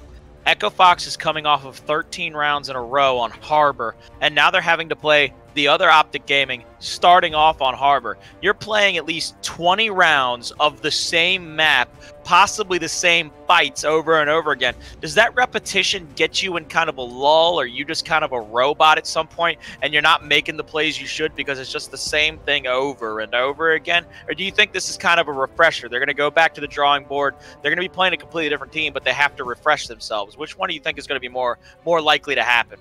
I think being able to refresh yourselves and figuring out and pinpoint what went wrong, especially if they can watch some of this VOD in between matches, maybe they're recording or something, just to try to take that quick 5 minutes, point out the big plays. They could do that and reset and refresh and then come back into this one swinging. But problem lies, if you go down early against this Optic Gaming squad, like I said, it's going to be one hell of a battle to come out from. Is it impossible? No. Is it likely? No. So, my only advice for Echo Fox is come out swinging from the beginning, gain that momentum, gain that lead, and then put yourselves in a position to where if Optic does string out a couple of rounds, they're doing it to catch up to you, not the other way around. Yeah, and I think that's the biggest key. I've always looked at this kind of matchup, especially even back in New Orleans during the first matchup where they got completely smacked off of their high horse, and Echo Fox got not sent home, but they got sent packing early, and they had to come back and fight up from that losers bracket. In that second match in the grand finals, Echo Fox played this kind of, I want to call it a zone defense. They let Optic Gaming do kind of what they wanted, but it was all according to Echo Fox's plan. When they won 7 rounds in a row, they got those first couple of rounds out of those 7 in a row, and then all of a sudden Optic started to press, and when they started to press, they were running right into a trap almost like velociraptors. They allowed that push in so they could come in from either side, cut off the back part of their attack, and really just take advantage of a lot of bad situations they put themselves into. I think that's one of the things that Optic Gaming, they're so used to not struggling that when they do start to struggle, they're easier to make mental errors because they've never been put in that position. I agree with you 100%. Especially since, this roster is a little different than the other roster. You had Kenny and Icy who clear cut. They knew their roles for the most part. Now, with bringing in Praise and Solars, the dynamic is just a little bit different. They're a little bit more Slay heavy, and that forces Explosive, for the most part, to pick up, the roles of what Kenny was doing. So not only does he have to do what he was doing before with his IGL, calling out and positioning his teammates around the map, he has to make sure he's shooting for his teammates and filling in that role. So it's a little bit different. When they're on fire, as you saw in their quarterfinals and semifinals matches in New Orleans. But like we saw in our grand finals, as well as Echo Fox faced off against them in the first 2 maps. If you can punch this Optic Gaming squad in the face early on, anything can happen. You just got to remember to stay composed, play your game, and then from there you just got to take it round by round. Yeah, it might be for Echo Fox. I mean, they played Optic Mexico first, a really tough game. Optic Mexico have been playing really amazing this past month or so. It might have been good for them. I mean, they got a loss. That's not what they really want in the league. But now they're maybe warmed up. Now they're maybe battle-tested. They maybe are more prepared for this matchup. They really haven't been scrimming a lot this week. Unfortunately, a couple of games got rescheduled for them. So that could have been what they needed to wake themselves up. We saw moments of greatness from them, but not enough moments against the Mexico squad, and they did get the W. And we do have a little bit of a delay here as Kyle is just away for a moment, but he'll be back shortly. We will launch this game as soon as possible, so just stay with us. We're not going anywhere. And also, if you're just tuning in for the first time, welcome in Gears of War Community Series Champions League. We have 6 of the best Gears of War teams in the world. We have professional Gears of War esports casters. You have me on the stream, which doesn't really mean much to you, but I'm here anyway because I'm actually running the stream, so you have no choice but to see my face once a week here on Thursday at 7 p.m. Tune in every Thursday up until Esports Gears San Diego. Let's talk for a second. San Diego, baby. 2v2 tournament, $10,000 prize pool.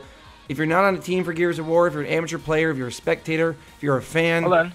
It's for anybody who's not in the tournament on Saturday. Yeah, we already, yeah, for sure. Okay, I just want to make sure, because some of these amateurs, like I want to shout out this Nimbus squad. They're actually in the league as well.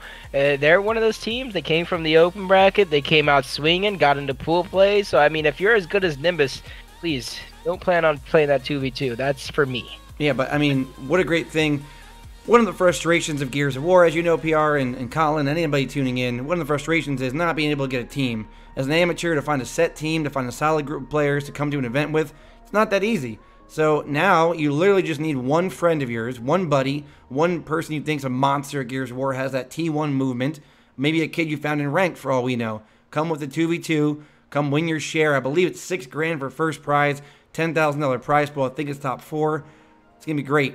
I'll be there in San Diego. I used to live there. The place is amazing. The city's amazing. The weather, the people, the food. I mean, if you're not coming for a great place to hang out and vacation, and you're not coming for Gears of War, then unfollow me, because San Diego is where it's at. That's all I'm saying. Absolutely. So many things to do there. Do you mind if I be Debbie Downer for a second? Because I'm happy we got the 2v2 tournament going on. I'm happy we're bringing hype to Gears. But not to bring a little rain on all this sunshine, but if you're in the tournament on Saturday, or if you're a team, period, don't plan on being in the 2v2 tournament. I don't care if you're open bracket. Well, if they you're can't full be. play. If you play Saturday, you're not allowed to play. What I'm saying is, no matter who you are, don't plan on playing in that 2v2 execution tournament. Plan on hoisting a trophy on Sunday. I don't care who stands in your way. I don't want to see pros even having a second thought. I don't want to see amateurs having a second thought. If you're going to play in that tournament, go for the trophy, go for the chip, go for the throat. Don't go for this little 2v2 side station. Let somebody, like, you know, I don't know, maybe somebody who's washed and has no hands like me sneak by with a little We're win. loading in, folks. The map number 1, Harbor, coming up. Optic Gaming versus Echo Fox. It's going to be a good one, hopefully, just like the first match. Colin, PR, take us away here. Optic Gaming, Echo Fox. We know what franchise is going to try and do, or in theory, what the rest of Echo Fox is going to do as well on this map. So I'm going to jump on board Summon. Summon's actually the front spawn this time around. He's going to do a similar strat, going up against Franchise, unstunned, taking out Franchise in mere seconds in the beginning of this round. That's going to put the rest of the Echo Fox members in a hole that they have to battle out from. That's Kenny, Icy being put in a bad spot, sandwiched even. Icy taking out 1. Kenny's going to fall. Is it going to be enough? Icy getting 2 as well before getting taken out by Mental. So he makes a good play, getting those trades. You know it's not going to be an instant triple cap. Yeah, Icy doing his job there. But I really love that kind of second level meta that we saw from putting summons on the front spawn. We all know how good of a 1v1 player is. We all see the YouTube videos. We all know the 1v1 record. Put him there on the winch fight. Let him show off a little bit. Let him get a spotlight. Let him get a little shine. I like that idea. I like that move. And this is where, if you're Echo Fox and you're learning from last week in the 2K, you need to make a presence on this boat. And this looks like exactly what Echo Fox is going to do. You see him pre-aiming that smoke, trying to get it in there, trying to smoke out Praise, but a counter smoke coming out from Optic. That's going to be Summons hiding in there. We're taking out Kyle. So great plays, great usage of the Cloud. Not necessarily for the stun, but for the Cloud. You hide in there, you get some free kills, but the fight's not over yet. But as I say, that Mr. Krabs play coming out. Is anybody going to be able to get a touch? That's going to be Franchise over on B side of the map, along with Powers getting that touch at the last second, keeping Echo Fox into this one. Yeah, when you get that Mr. Krabs, yet again, like I said earlier, you get that moment where you've got to make something happen. All the pressure starts to come out. And you see here, they've got control of B, but Optic Gaming still has control of that winch and stern area. You see that they're going to have that tertiary and secondary level to look down on Echo Fox, be able to get that Lancer fire and get in those good angles. And Echo Fox piling up down there by the B hill. This is going to be a big team fight coming out now. As you see, members getting crossed down, getting taken out as well. That's going to be Franchise going down next, leaving Powers all by himself. He's getting crossed from the boat, and this is exactly what I was kind of talking about. You can't expect to hold or make plays for B if you're not going up top and getting that boat control. That was Franchise getting crossed out, Powers getting crossed out, and eventually this leads to what we're seeing now. Optic Gaming threatening with a triple cap. Kenny is behind enemy lines, doing what he can, but it's simply not going to be enough as Icy nor Powers aren't going to be able to get that touch and keep Echo Fox in it. You know, it was really looking strong there, Colin, in the beginning for Echo Fox, but they lost control of that boat, never fully regained it back. Optic Gaming used that to their advantage, protecting B and eventually OEing for that triple cap.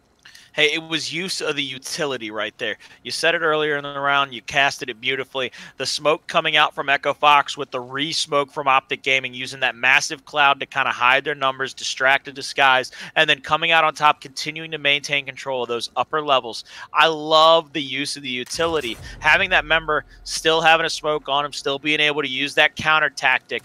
I know we hate the visionary loss that we get here on the spectator side, but from a meta standpoint, that's something you got to use while it's still in the game. You got to take advantage of it. They did it perfectly right there. Yes, you see similar strats coming out yet again. Drop shot instantly put up top from Echo Fox. You know, we've seen this in our first match of the day, and now we're going into match number 2 here. It does look like Echo Fox is doing those similar strategies, but this time it's going to be Kenny getting first blood, Franchise being able to follow up and get that kill as well. So that gives position advantage, or as for a moment, position advantage to Echo Fox. Franchise going to do what he can, take it out, leaving Kyle thought in a 1v1, but nice rotations coming out from Icy. They're going to be able to clean that one up. Former Notorious members in Gears of War Ultimate Edition hitting that back A. The duo continues here in Gears of War 4. Drop shot gonna be in the hands of Echo Fox, but as I say that, maybe a miscommunication. They didn't grab the drop shot just yet, so hopefully now they'll go ahead and grab it and put it to use. They do have the bow control, they have B control, they have drop shot, so they have the formula for success. It's just, can they execute? And look at this, the members from Optic Gaming now. Kyle's going to put a little bit of pressure there on Explosive. Mental coming over to help out, and you see this. Kyle's putting the pressure on. Icy with a horrible drop shot, though. I love that pressure, but it doesn't pay off because Kyle gets left alone because of how bad that drop shot was from Icy. Is Icy just being forced and pinched from all angles. Their home, our home, middle, and that's going to leave Kenny all by himself on the other side of the map, and then he's going to get crossed out as well. So it just looks like the numbers game is going to go in favor of Optic Gaming, and it's beginning to, to steamroll, and it's going to get harder and harder as these rounds go on, especially, like I said, you need to go up early against this Optic squad if you want any chance to stay in it through the end. Yeah, this is one of those beautiful stats that doesn't get a lot of praise. You usually talk about team skill with the Nasher, team skill with the Lancer, team skill on the communication. This is retake team skill. They got numbers off the spawn. They got that first quick kill on Kyle. They rotated their numbers to where they'd have the advantages, and then they immediately moved in and took control of the map again. That's retake skill, and I love to see that happen from these top-tier teams. That's what separates them. Yeah, I would love, to hear what the communication's like for this Echo Fox squad, because it just seems like nothing is going their way, whether it's a retake, whether it's initial, or even if it's a setup hold. It just seems like they're beginning to crumble almost every time Optic either has to hold the setup, push the setup. It just seems like Optic knows what they're doing. As you say that, Praise, he's backing up. He's playing it smart. He knew he was out of position, and he knew he needed to back up. And with the help from Solars and Summons up there at the top side, this is going to be a round that Optic Gaming could have in the bag already. And I like that. If you saw how they sat on LAN all weekend in New Orleans, Solars and Praise sat next to each other. They're still playing next to each other here in these maps in the Champions League. It's almost like they're being able to read each other's minds. They're being able to play. Solars, though, getting the chainsaw back on Stern on Icy. I know we're not seeing it, but you saw it in the kill feed. I saw it from the outline. Oh, my goodness. A little chainsaw action for you, Jacob. Crazy guy. I remember it was actually earlier this season. I was going to say last season. That's how you know time flies this season. But, Optic Gaming actually had a chainsaw strat. I know that wasn't the plan going into it, but you got to wonder, having fun, getting those chainsaw kills. Are you going to try a chainsaw strat again eventually in your future? Maybe not here in our league match because they want to prove a point. A lot of people said Optic Gaming is beatable. They've only been beaten once in tournament play so far, and it was actually an online 2K, and it was really close. And here we see the Hammer Burst being placed down 2-0. You got Drop Shot, you got Hammer Burst. It's like a slow play weapon. You said it was like a low-level X or a low-level block to get another secondary out of the way. But I don't think there's any secondary in the game that Explosive isn't good with. So I don't know if that's even a smart idea. Explosive is probably one of the overall balanced best players in the game. He can IGL, he can support, he could even slay if needed. Mental went towards that 1v1. Notice nobody's there. He's trying to make plays, taking out Icy. And to me, that's something that shouldn't happen if you're Ice. You shouldn't be taken out by somebody that's getting crossed by the Hammerburst on the home hill. He was put full red. Kenny is going to be able to get this drop shot, and he's one of the people on this team that I know has pretty successful drop shot ratio, especially compared to Icy and Franchise. You see him already 1-for-1 here in this map. Yeah, Kenny is one of the smartest players in history. He's one of the most technical players, too. You know he's got all the practice in the world that he needs with every weapon. Those old school sayings, you had to get on and hit 100 headshots on a bot. I don't doubt that he's able to do this every day with a drop shot or any power weapon for that fact. And this is kind of what I said earlier.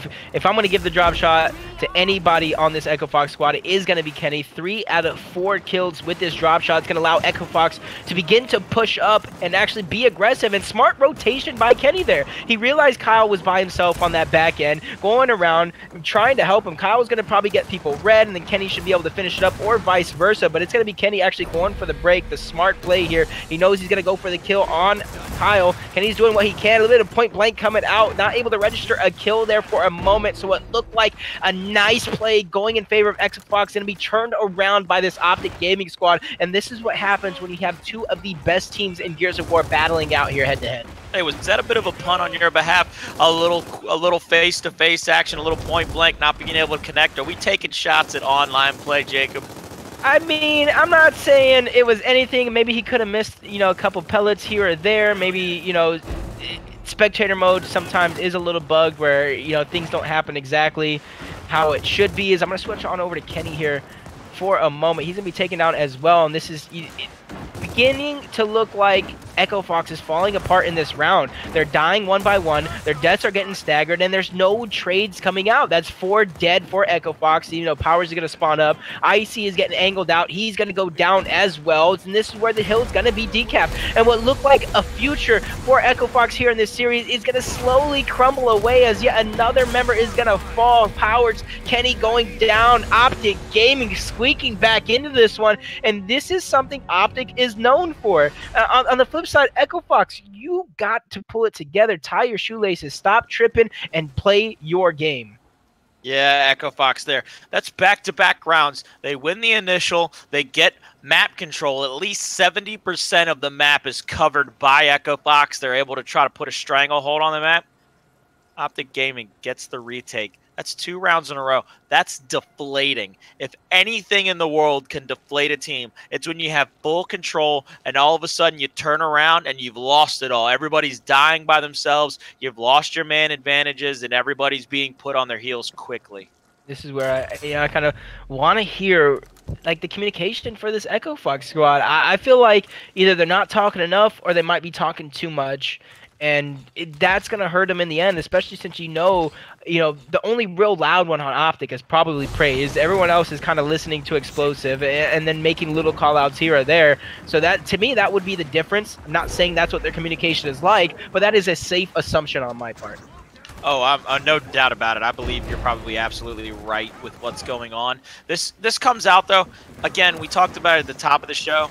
A little bit of a off practice week for Echo Fox. They didn't play much. They had the problems on Monday where Powers couldn't connect to the internet. We couldn't get the second half of that Rise match in. And you see it here. It's not going to help you. If you're not practiced, if you're not firing on every cylinder, if you're not playing at the top of your game, a team like Optic Gaming is not going to just punish you. They're going to have fun doing it. Exactly. I've seen this Optic squad lose multiple rounds and laughing through it all. Especially when those rounds you should have lost and you come out and win some of those rounds. So you got to wonder, what is Echo Fox going to be able to do here to get back into this one, or are they just simply going to lie down and die? You can't lie down and die. You got to fight no matter what. You got to figure out what's going on. You got to take this with every advantage possible. You said earlier the VOD. This is where they've got to take advantage of trying to do things, trying to make some plays here or there, see what works, see what didn't, put it maybe in their money bag for later on. But this is a terrible situation. Power sitting on that cover, getting crossed out from the backside of that B hill, and here it comes, the triple cat. 3-0 Optic Gaming keeping that pressure on. Echo Fox, 2 members fall on the home hill. Powers, one of the last members alive, in position for the touch. Icy, Kyle off respawn. Are they going to be able to save the round? No, they are not. 4 straight rounds for this Optic Gaming squad. And Colin, I think Echo Fox is going to have to go for a big play, put Boomshot middle, and then split up the fight. because as of right now, if you go back into the last map against Optic Mexico on Harbor and this one, that up top fight with drop shot is not working out. And they quickly place Boltog, so in my head, instantly, actually, middle map was blocked out, so just never mind what I was going to say. No, they put Boltok down. The block middle map was actually last. No, I wanted a boom shot in middle for Echo Fox, but I didn't realize it was blocked out. But, you know, just to stay on that point, if you put the boom shot middle, you play for either weapon, the fight is switched, you're not playing that same exact fight that you did for 2 straight maps. That's not working out for you. But, you know, you could think, is Echo Fox kind of using this as practice? They realize Optic might be better on these type of fights, so they're putting that weapon down to get good practice while trying to win. And you see Franchise opening up this round with 2 quick kills of his own while being full red. Hey, look, he switched over to the shoulder pads. Last game, it was that regular old Black Steel Swarm drone. Maybe that's what he needed, a little change of scenery. Switch over to that Black Steel shoulder pad, baby. Look at the... Explosive! Don't do it, Gilbert! Oh my god! Gilbert destroying Echo Fox all on his own. Is he gonna go for a 3-piece here? No, he is not. Stopped in his track by the former Optic Gaming member himself. Now Echo Fox Kenny, as he shoots yet another boom shot. And even though that's not getting kills, he kind of saved himself from getting pushed there. So we're in 2 for 4 in that drop shot clip, going in, getting that next kill on Praise. And Kenny is just moving around. Kenny Lancers is no more. We got Kenny bounced back here in this map. And that's the Kenny I want to see. He's got to play aggressive, especially against his ex-team like this. He might know some of their tendencies. He might not know how some of them play. But I'm going to go ahead and say this. What we saw a few moments ago from Explosive, I think it has to be Mr. Explosive from here on out. He's got to add the MR period.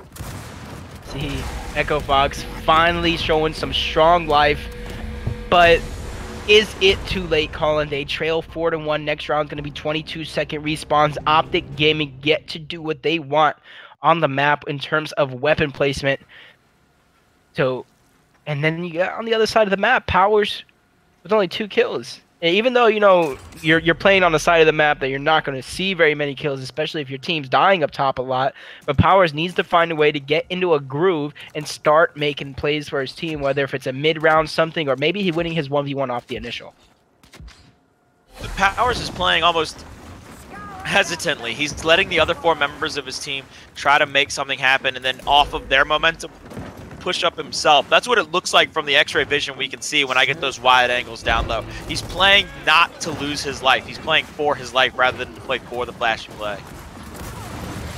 Yeah, I really question every single time what's this Echo Fox squad thinking. They're doing the same thing time and time again. I'm pretty sure Franchise is even almost throwing the same smoke time and time again. And both Optic squads, Optic Mexico and Optic Gaming, are making him pay with quick picks. As you see Summons taking out 3. One of them was his teammate, but he doesn't care. As you see, it's 22-second respawns. Powers needs to make something happen here. Needs to keep his team alive. He obviously has to go for a touch. He's going to get it meleeed by Summons. Put full red. Finally taken down. Now it's going to be up to Franchise. Can you get the touch? No, he actually gets the touch, but he needs the decap. He didn't get the decap, and he tries to roll back in, but it's not enough. Optic Gaming beginning to run away with this one, but I say beginning, they have already ran far as they're up 5-1 over Echo Fox, and that beating from the last series is carrying over. Oh my goodness. And it's one of his own emotes in his stream, ladies and gentlemen. That can't happen. You can't have the hill getting capped like that, not realizing it. You've got to be in the moment. You can't be so focused on the fight in front of your eyes that you lose sight of the bigger battle going on around you. He did that, just that. He rolls out of the hill, not enough time to get back in. He needed the decap there, couldn't just roll in, roll out. That is unbelievable to see from a veteran player like that. See the strategy. Although there's no power weapon up top, things might change just a little bit. Kenny trying to do what he can, take it out by Praise.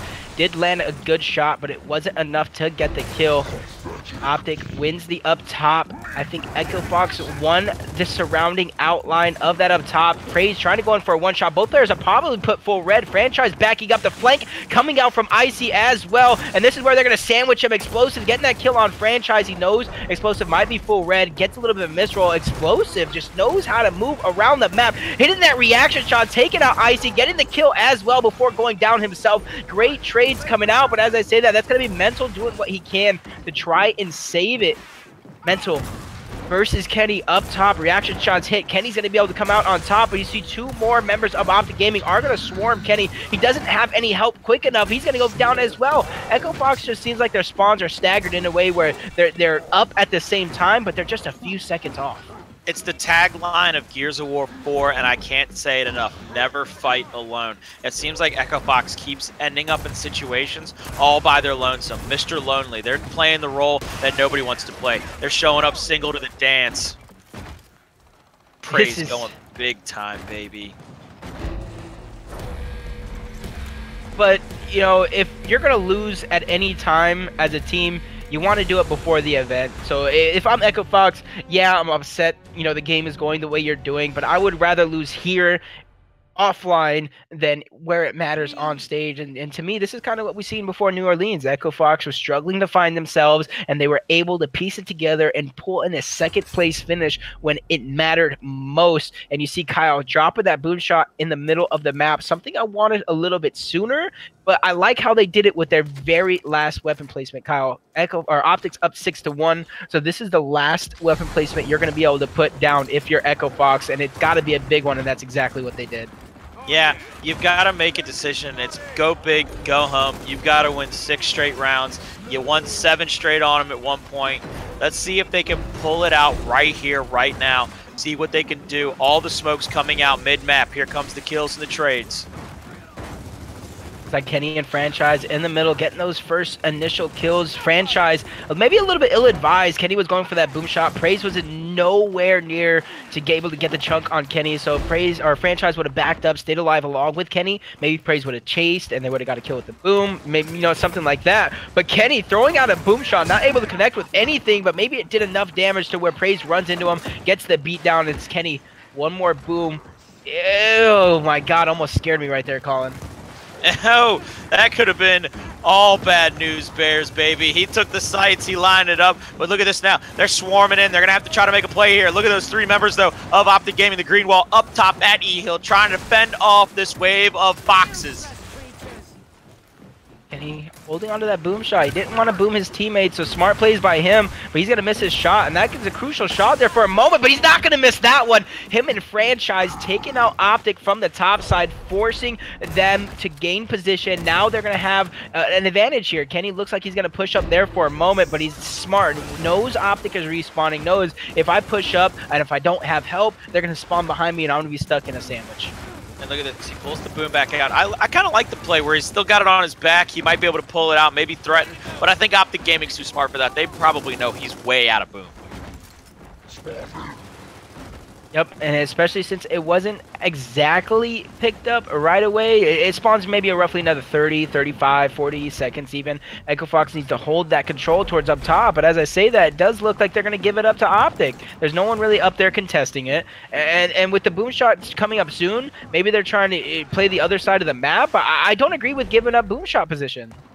This is a weird decision-making night for Echo Fox, but you see here, Franchise going down. He's going to have to figure out what's going on here. Kenny getting chunked, Fran picking himself back up. The trade's coming out. They're looking like they've got boom shot again on the respawn, but Fran is called out. He did get it on his back, though. Veteran play, not giving up the power weapon. Smart play right there. Yep, they gave up E, hoping to get away with boom shot. Franchise gets the boom, backpacks it. So now it's Kenny trying to force this fight on Summons. Looks like it's going to go in his favor, even though Kenny still has to push and break E. Summons knows, hey, he can get the break as long as he doesn't cap, but Summons is going to go down to Kenny. I'm trying to switch on over this fight to the other side of the map. Icy trying to sneak by, gets Praise full red, but he's forced into a bad spot as he has no choice but to go forward in the hill there for a second. He's going to fall. Now it's Power's turn to try and make something happen. Power's bouncing around. The decap is going to come out. Is it going to be enough? All they need now is to get touches back and forth, back and forth. Franchise going to get the trade, but not the touch. Optic Gaming squeak by with yet another round, but that's going to be the final nail in map number 1 as Optic Gaming wins 7-1 over Echo Fox. And my goodness gracious, this is a wave of what you don't want to see happen. Even if you're taking this as practice, you don't want to get destroyed 7-1. You lose 7-6, you might be able to look back at the VOD and say, what did we do wrong? Maybe we get one round in our favor and we win that map instead of lose it. Right there at 7-1, that's a backhand. That's a stomp on your throat type map.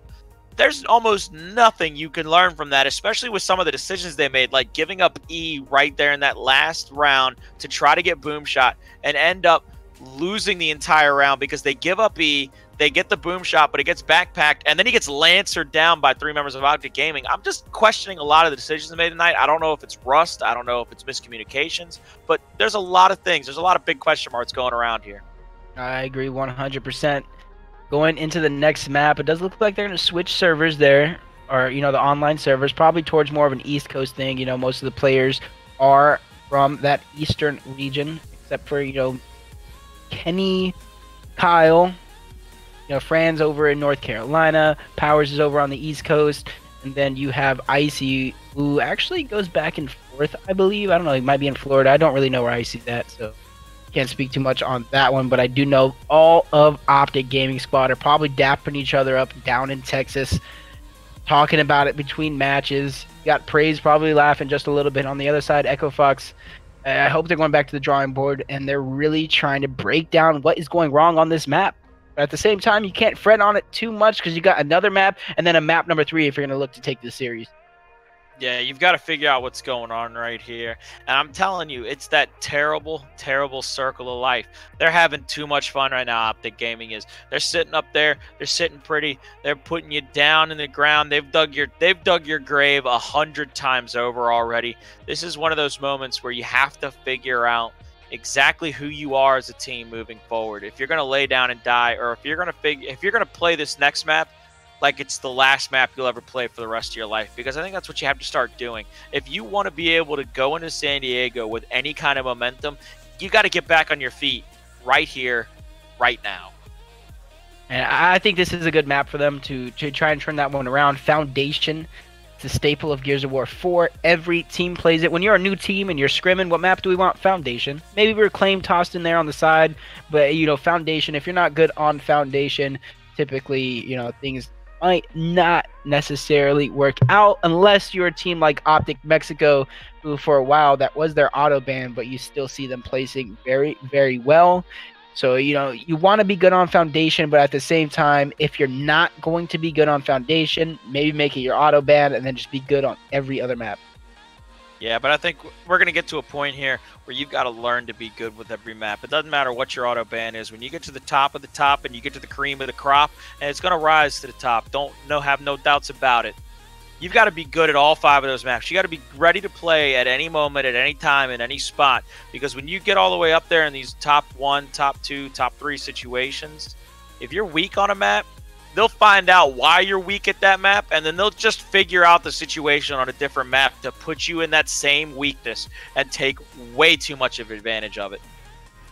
Yeah, I want to give some energy to Echo. I want this to be a little bit closer of a match, but right now, you know, with the way things going, ending in that Optic Mexico series, going into this one, having a bad first map, like I said, you don't want to go down early to Optic Gaming, because it starts to do things, not necessarily to the players, but at the same time, you know, that's a little bit of a mind game that these guys are playing. You know, Echo Fox always seemingly, you know, when they get the drop shot, they're not putting it to use. They're not necessarily playing for position. I want to see Echo Fox go back and really go over these maps again and figure out what's going wrong, because they were doing the same strategy over and over again towards that up top, which is, like I said before, it's making me think they're using this as practice for the most part, especially it's against the #1 team in the game.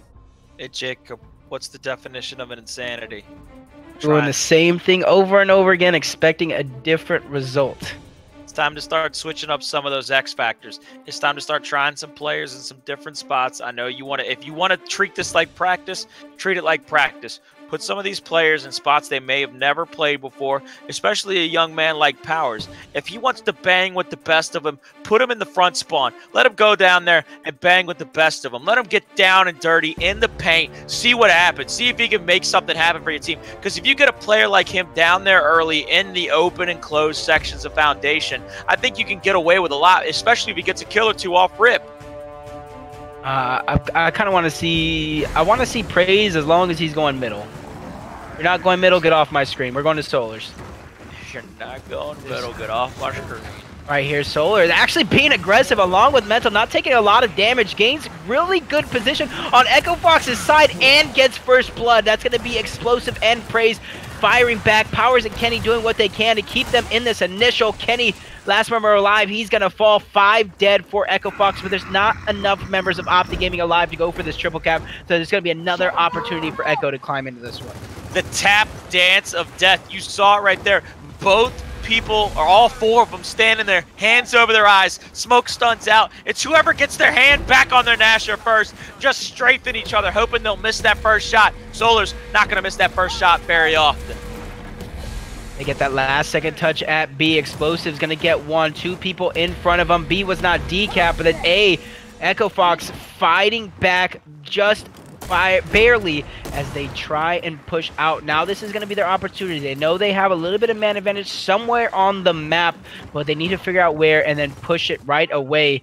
As you see Fran spotting Summons, and this is where they're going to try and double team Fran right now. Someone's getting that full Lance route taken out by Fran. If Fran doesn't get that kill, even if he doesn't die himself, that's bad because Mental then gets that flank. But now it does look like Echo Fox are putting their numbers towards the home hill / catwalk side of the map for the time being. But any rotation that's going to come out, Optic Gaming's going to see it coming. As you see Mental just sneaking by through close, sneaking by, missing that shot, but he's going to keep going forward, catching Franchise off guard with his Lancer out, and Praise even getting a kill. This looks like Optic Gaming all the way here to start us off in this map. Absolutely too smart. Demand's name is Mental. He plays that way. He makes all the right decisions. It seems like he hasn't made a wrong decision since he picked up the sticks way back when. See 2 hills in favor of Optic. You look at the score. They need a triple decap if they want to get back into this one. They're not even getting any points. B, they finally pushed them out, but Home Hill still in possession of Explosive and Mental, and this has been the duo since Season 1. One of them was MVP. One of them is probably one of the better IGLs in the game, but as I say that, the young gun, the new talent, getting a double kill, and he's going to force towards C side of the map, but as I say that, it's going to be B, D, and E cap by Optic Gaming, so Echo wins one side of the map. Optic looks like they're winning the other. They do need to cap, but they don't need to push it. Up 120 points. They have all the time in the world, especially if Solar is going to get a kill like that. You know, I just said at the beginning of this map too, I'm telling you, they need to get Powers in these situations. They got to let the young man go ahead, try to continue to build that name, that legacy. He's got the ability to do it. If he's going to go out there against Mental and Explosive, get a double kill, push them off their own home, let the man be in those positions. He wants the spotlight, give it to him. You know, as I look at the spawns though, Powers is in the back, and since I know Kenny kind of plays like, you know, east side of the map, that's Powers going down mid ramp, but he's going down mid ramp last. He's not in the initial fight, and you saw on Harbor he wasn't in the initial fight. Ended the map with 2 kills, so maybe you're right. Unleash the beast in Powers is he have 6 kills in the first round for the loss, but on the other side praised an impressive 9 kills, 1 death in the first round. And if you're Optic Gaming, that's something you want to see. On the flip side, Powers, you got to keep doing what you're doing, kid. Yeah, I'm telling you, I don't know why they've done this or why they've made that decision, especially with Optic slaying out the way they are. They keep catching Echo Fox in these bad number positions, in these bad spots, where they're just getting the chance to just embarrass them numbers-wise and play the smarter game. Icy already taken out early. Powers soon to fall next. That's 5 dead. I couldn't even finish my sentence. 5 alive for Optic. This should be a triple cap coming out, and it is going to be. But as long as that first round was, this is the exact opposite. In 30 seconds flat, Optic Gaming is going to pull out that second round. And you see right there at the end, the no-no inside of their own spawn, looking at Icy dead in the face. If I'm on the Echo Fox comms right now, is it yelling? Is it silence? What do you think they need? What do you think that's happening? I think Echo is just, you know, I don't want to say they're having an off day because, you know, anybody can be having an off day. You know, you still have to power through your off days, especially when you're in a league like this. But yeah, Echo, it seems like a shell of what they usually are right now. But that could be because Optic is just smothering them. I'm telling it's absolutely unbelievable to see how this is the team that finished second place in New Orleans. They gave them the run for their money in the first 2K. They beat them the second 2K, and then they've just been smacked almost I would say 3 consecutive weeks in a row. They have been backhanded by Optic NA. They go for the pick there on the boom shot. Kenny going to get the revive. Here comes the kills though. Let me know, Jacob, how's this coming out? Did they play that way too smart for Optic Gaming to get the round after this? They did play it actually smart, but dying right there and giving that free kill up in the middle of the map could turn out to hurt you in the end, because that should have been a kill. It should be Mental all by his lonesome, but instead it's going to give Optic another chance into this one. You see they're still battling out over on their home hill. Explosive and Mental, the duo I talked about, one of them's going to be taken out, but the other one is going to be taken out as well, as Kyle and Kenny forcing that one. Kenny did get his life taken away, but that's what Echo Fox needed. They're gaining some momentum. They're winning a couple more gunfights, but they just need to replicate this time and time again. They need to become more consistent. Optic Gaming looks like right now they're all made of rubber. The elasticity effect, where they're just bending and stretching and making every fight for Echo Fox feel like it's a small war instead of a quick decision. And just like this, here comes Explosive down on that U side. Ooh, but he's got backup though. And there it goes. They're trying to force Kenny out, and Kenny knows, like, hey, I can give this up. I need to stay alive. My team's going to OE, so I just need to be that back burner coming out in the end. But as I say that, he gets Secret Man by Mental, Season 1 MVP, and they're going to continue this onslaught, but they're going against probably, in my opinion, could be best breakout player, rookie of the year, whatever you want to call him, but he's going to get taken out by Summons.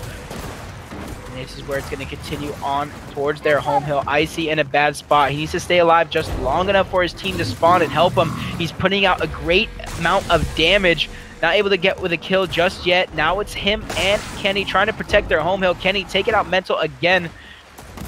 Times in a row, 3 more, and he will have him on Nemesis. Summons knows, hey, I just need to stay alive here. I don't need to die, and try and bait something for praise. Yeah, and you look at this, he's playing his life. This is what I'm talking about. That little bit of ability to just go ahead, get yourself into the position to stay alive, make the fight last that much longer, make Echo Fox put more resources toward a singular position and not be able to spread themselves out to continue to control the map. Explosive was able to pick up that boom, trying to get away. He did go down, but no one in position to clean that one up. So, I want to see what Explosive would do with this boom. We've seen Echo Fox kind of throw away their power weapons. Now it's Optic Gaming to show them how to use it. Powers narrowly escaping that first boom shot, picking up that first kill, getting taken out by Praise right after. So he did get him to waste at least 1 boom shot. And this is another example of what I talk about. You don't necessarily need to waste these boom shots. I know Explosive has 1 more, pulling out his pistol and even running up with his shotgun. He knows I don't need to use the boom shot here, and I will save it for a position like this that he's in. Especially if his team's going for a triple cap, use that boom shot, get the easy kill, and then hold. B Hill getting decapped over on the other side though, so the triple cap might not be coming in as soon as they think. Explosive getting taken out now. Here's a big fight now. Powers, let's see if he can get another double kill. Doesn't connect. Need a triple decap here, Colin, for just a moment. Kenny fighting Mental in open. He's going to pick up that kill. B is going to be decapped for a moment, so I'm going to switch on over towards Powers yet again. This is the kid that needs to go huge. He's finally going to be taken out. Now it's up to Icy. He needs to get past the line. He not only needs to get the touch, he needs to get the break. He needs to stay in the hill, and he's going to sneak by in the smoke. He is going to get the touch and the decap. Optic Gaming, 4 members alive. He needs to keep it going. B decapped as well. Optic Gaming is going to get the cap, and to me, that is going to solidify the round in their favor. As you see, humping and disrespect coming out from Explosive. 3 straight rounds from Optic Gaming. Even though some of these rounds are close, it just seems like Echo just can't close it out. And that's something, when you go back tonight and you start watching this VOD, you need to start pinpointing the mistakes. Everyone needs to own up, take accountability for their mistakes, and then move past it instead of playing the blame game. Yeah, no finger pointing anymore for Echo. If Echo wants to be able to stand up, pump their chest out, and be a part of this big kids table, they need to go ahead, accept their fate right now. Accept that this is what's happening to them. They're getting embarrassed. They're getting humped. They're getting down. It's live on stream. They're in front of an audience right now. Go ahead and take your medicine. Take your medicine right now. It's going to be grape flavored. You're not going to like it. It's going to put you to bed for the rest of the night. But wake up tomorrow morning, fresh set of eyes, fresh set of ears, fresh mentality, and move forward. Learn from it. Not over just yet, though. 3-0 deficit can easily be turned around. As I say that, that's Icy being put full red. Lots of damage coming out from both teams. Kenny's going to be the first one on the board with a kill. 2 members from each team are going to be scratched off the map. Make that 3 dead for Optic. Summons dies as well. Mental stuck in open. Now it's a Kyle sees him. Just the way Kyle moved back off that cover, you can see over it. You can see Mental's head there for a second. And that's going to force Mental back, giving Echo position early on. So that's 2 initials, 1 in a row. But it's the mid-round where Echo seems to falter. So I want to see them solidify this round. Yeah, I think what they're going to have to do here, the call-outs are crucial. You see a lot of non-mark. There's one finally. But you see a lot of Secret Man plays from Mental. He did twice through that open and middle area. He came through. Nobody got the marks on. No real communication. So there's just a member kind of floating around where nobody has any idea where he is. And that's the worst-case scenario. See this push coming out from both teams. Mental going to be the front runner. Gets the mantle kick right there for his team. Lancer out, not able to complete it. Maybe he thought the shotgun was out. 4 members dead for Optic Gaming. Make that 5. Explosive goes down as well. This should be a triple cap. The respawn timers are long enough. The only person is going to be Praise spawning first, and he's nowhere near. He hasn't even respawned, so Echo Fox climbing back into it after that round. Came off of a 5 dead wipe. They need to be able to do that and do it consistently. And if it's not going to be a 5 dead wipe win, they need to be able to use their numbers advantage. Use numbers to get numbers, use numbers to get weapons, or use numbers to get position, and kind of funnel them in where you want them to fight, not necessarily where they do. And you see, I can't say it enough. Like right there, every fight they took, they either had damage on them, where the person had an easier fight, or they had the numbers advantage. They finally got to a position where they could use those numbers like you keep talking about, like you keep preaching. The man knows what he's talking about. Teams should be listening to Jacob day in and day out. You just got to learn to use you got to take better advantage of those numbers. Echo Fox. Another round. Want to jump on board Kenny here. He's playing that second right behind Icy. This is where you're going to see a lot of what goes down here in this cave. He's going to try and look towards open right away, trying to get that Lancer fired down. He needs to watch his own back, though. That's going to be someone's pushing up on him. Kenny knows to expect that type of thing. Goes for the up A. Unable to connect with the shot, but his teams are winning the other side of the map. Kenny just needs to stay alive, but he's going to do that and some as he takes out Summons. And Kenny has to be careful right there. Was full red for a moment. I thought he was about to run in there and go down. Mental. He has to go big here for Optic Gaming. But as I say that, Kenny goes bigger. Triple cap looks like it's going to come out. So 2 straight rounds in favor of Echo Fox. The momentum is rolling. They are now heated up. Hopefully it's not too late. 1 round away from tying it up going into the half. Yeah, big play there from Kenny. Getting the over the cover shot, getting that easy chunk on Summons, picking up that boom shot. Mental making a great stand there, winning the 1v1 against Powers. We all like to talk about how good Powers is, but Mental reminding us all why he's the Season 1 MVP, why we keep mentioning his name among the echelon of the best Gears players in history, but then he gets boom shot. It doesn't matter how good you are. It doesn't matter how tall you stand. That boom shot will go ahead and chunk you immediately if you're too close. And this is where Boom shot is out. M-Bar is back in. You're going to see more of a traditional style of strategy from both of these teams. You know, 3 down the middle, 2 to the side, but their priorities will be a little bit different since you don't have to head down for that boom shot necessarily. To be on board Explosive here with the instance in hand. Echo getting first blood. Mental tying it up here, so it's still a 4v4. M-Bar going to be in the hands of Kenny Bounce. He's going to take out Summons with that M-Bar. So to me, that's like, hey, switch to me. You see him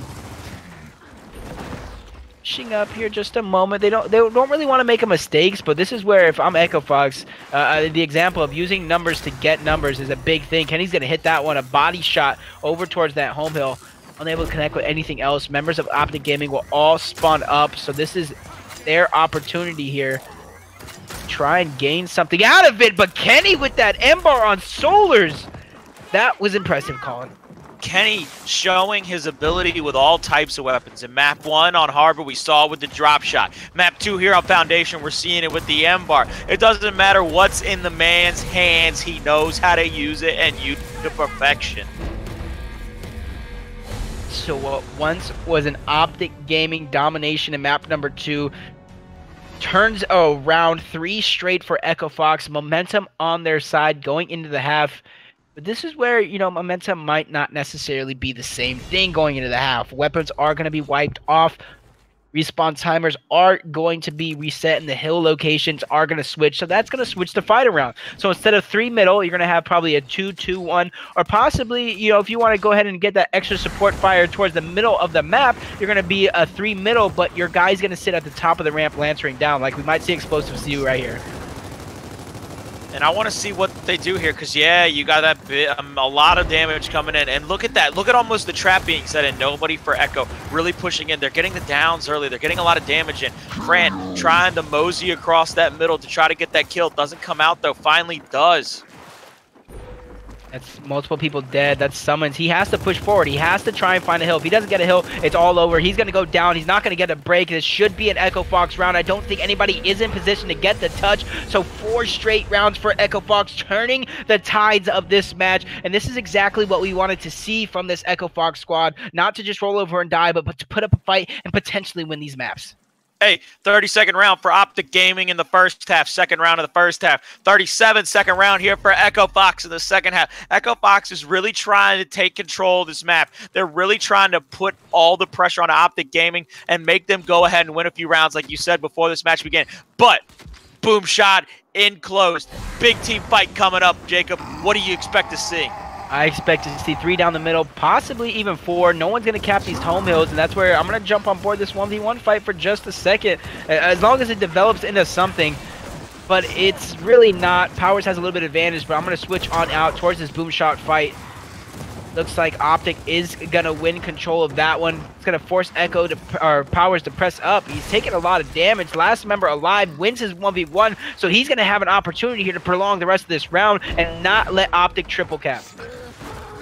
Yeah, Powers doing what he does best, winning a fight, trying to prolong the round, trying to make his team do exactly what they need to do. He's keeping them in position to stay alive. They've got to claw their way back out of this position. God! Jesus!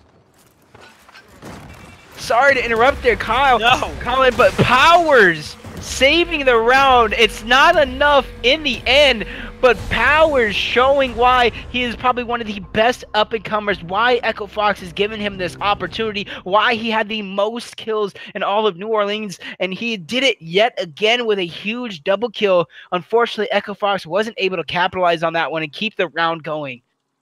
That was amazing. Took the breath away from me. I didn't even know what to say. I hear you with the exhale, and I hear you just exclamate that mark, and I'm sitting here like, Jesus Christ. Let's take a look, though, at the scoreboard. Solars, only 4 kills, only 2 downs, almost 200 second time dead. He's got to step it up right here. That's probably why Optic's struggling so much, because Solars is a big factor in what they like to do, because he's a big-time slayer. He could really open it up for the rest of his teammates if he gets some early kills. I actually kind of want to jump on Stolar, see what is going wrong exactly for him. I know he plays the middle. He was playing it pretty aggressive early on in one of the first rounds that I spectated him, taking middle with Mental, but since then he came out flat like old soda. Let's see if he can turn that one around. See the Lancer Fire coming out, gets the down on Franchise, pushing up with his teammate. Mental going to be able to pick that one up with the help of Solars. 2 in total for Mental. Icy looks like he's going to push. Solars finally picking up a kill. 4 dead for Echo Fox here. Boom shot in the hands of Explosive. Powers is going to die next. Make that 5 dead with Boom shot in the hands of Explosive pushed up towards the hill. This does look like it should end in Optic Gaming winning this round. Big time mistake right there at the beginning of that. Fran getting downed, and when Kyle comes in, he actually rolls, and after that stand-up, he gets stuck in the animation trying to get his shotgun out. So even if he could get the pickup on Fran, he couldn't defend himself. He didn't have the right weapon out. He wasn't prepared for that kind of close-range battle at that moment. I agree 100%. Solars 2 kills that round. We saw him at 4. Now he's at 6. He saw him put support fire down. So as soon as you put the spotlight on this guy, he begins to play a little bit better. I maybe want to give him one more chance to see if he's going to pull it together. But on the flip side, I think Icy is the one to watch. But we see a patented drop boom strategy coming out from Echo Fox. They're trying to even it out. And this is where Echo Fox needs to play for the weapon that they want to play for. Not necessarily play into a boom shot. I have to, but they can play for whatever they want, and they need to do it as a team. I never have any doubt that Brian Solars can come back and play up to his potential because my man is calm, cool, and collected in real life. He's a great human being. Anytime he starts to get a little bit of pressure on, he takes a deep breath. He comes back even better than ever. The drop shot coming in. Look at these kills coming out, though. The trades coming in. I think I'm a good luck charm to these players. We Go talk ahead. about we talk about Solars, you know, not making enough plays right here. We saw, you know, his stats, they weren't as good. He goes in, gets 2 kills, and a major part of why they won that last round. We watched Icy. He goes in, he helps Kenny get boom, gets a chunk in the back. He's pressuring with Kenny as well. Triple cap looks like it's gonna come out. Him and Kenny are gonna be able to pick up that kill as well. So we put the spotlight on Icy. He performs. We put it around before on Solars. He performs. Colin, who do you want to see perform this round since we have the power? Hey, look, right now you're playing hand to God. You go ahead and pick. I'm just here enjoying the action, baby. I'm letting you drive it. First, let's see what comes out here with these weapons. If it's a Marksa, you know, I can see somebody grabbing the Marksa and trying to get the headshot on anybody picking up the drop shot. On the flip side, that boom shot is still going to be played for from both teams with nothing like that going to go on. But Jacob, what was that first weapon you said? What was the first weapon you said might come out? the Marksa. Oh my goodness, then what was dropped? That Marksa. But in my opinion, if you give that to Kyle, but I don't think Kyle plays the position to grab that Marksa. It's going to be Summons. He's actually going to be the only one in the game to grab it, which means to me, Echo Fox might be playing for some sort of a boom shot, drop shot, but it's going to be the drop shot in Kenny's hands, boom shot in Optic's hands. Praise trying to press this fight. One of his team... Hello? Colin, please. But, like, Powers... I don't know what is happening. I think the man must be possessed by a demon of death. He is a god of destruction, a god of death. Shinigami status right now. Powers not taking any prisoners, but he's taking all the souls. I was more confused about how far that chunk was. I know we didn't see it on stream, but that chunk from Powers was at least 3 downs away. Hey, sometimes you got to be able to shoot all the way from Narnia to get a kill, and he shot all the way from Narnia. And Powers really making it happen in this round, going from E, getting 2 kills there, going all the way back, getting a nade kill, getting another shotgun kill. Powers, like I said, I'm just a good luck charm to these people because, you know, if I wasn't watching Powers, does he make any noise? If you weren't watching Powers, would he be making any noise? I think we all know that he would be. The man doesn't care he doesn't care what camera's on him. He doesn't care who's in front of him. I'm going ahead. I'm going to go ahead and copyright it. Shinigami status for Powers. He's going to kill everybody and everything in his way. He's taking souls in New Orleans. He's going to take souls in San Diego. The man's dang near unstoppable when he's got momentum. Oh, nice trick shot coming out from Echo Fox. Usually Powers goes towards that cut and tries to get the angle through open. He's going to go down mid-ramp. He knows Summons is going to be there, so he's going to try and hide just a little bit. Summons being caught off guard, taken out, but the fight is even up as Praise takes out Icy. Fran is going to fall as well. Kenny even get up with a kill, but the members are going back and forth, falling for each team. Kenny's going to fall next. He's going to get that kill on Explosive. Powers doing what he can for his team. It's basically a 1v1. Kenny is on the ground. Kenny's going to get up with a boom shot. Powers making plays for Echo Fox. Round number 6, 22-second respawns. There's not enough members of Echo Fox alive to make this play of a triple cap, so Optic Gaming gets one more chance to pull themselves back into this one. They're going to have to pull themselves up from the bootstraps because that is a beautiful 25-30 seconds worth of Gears of War from Powers and Kenny, making the best of a bad situation. Powers still doing everything he can. Can this man be stopped right now? Can he be stopped? Somebody stop him. Finally, he got the down, and then he traded with somebody else. So if he didn't trade and gets that kill, he gets the down. That's 2 more kills, and this round is probably over by now. But Echo Fox gonna try and push up. They know they have the advantage. That's gonna be Solars trying to sneak towards E. Is it gonna come out in time? Someone needs to get a touch. If he doesn't get a touch, they lose this round, and he's actually gonna roll back, not get the touch. But as I say that's Solar. Nothing. That's nothing. As Echo Fox wins this round, tying it up 1-1 here in our series. Another tiebreaker map for Echo Fox, and it's going to be on Lift, a map we haven't seen tonight. And I'm going to go ahead and say it. Somebody on the Echo Fox team whipped out the defibrillator. He wielded the paddles of life. He hit them all in the chest all at once. He put them on top of each other. Somebody shouted clear. We got life from Echo Fox finally. Somebody in the chat said it. You know, a pun on words. He has superpowers right now. I know we've had Super Fran, but he's had superpowers. Powers, ladies and gentlemen. He's doing all he can all night long.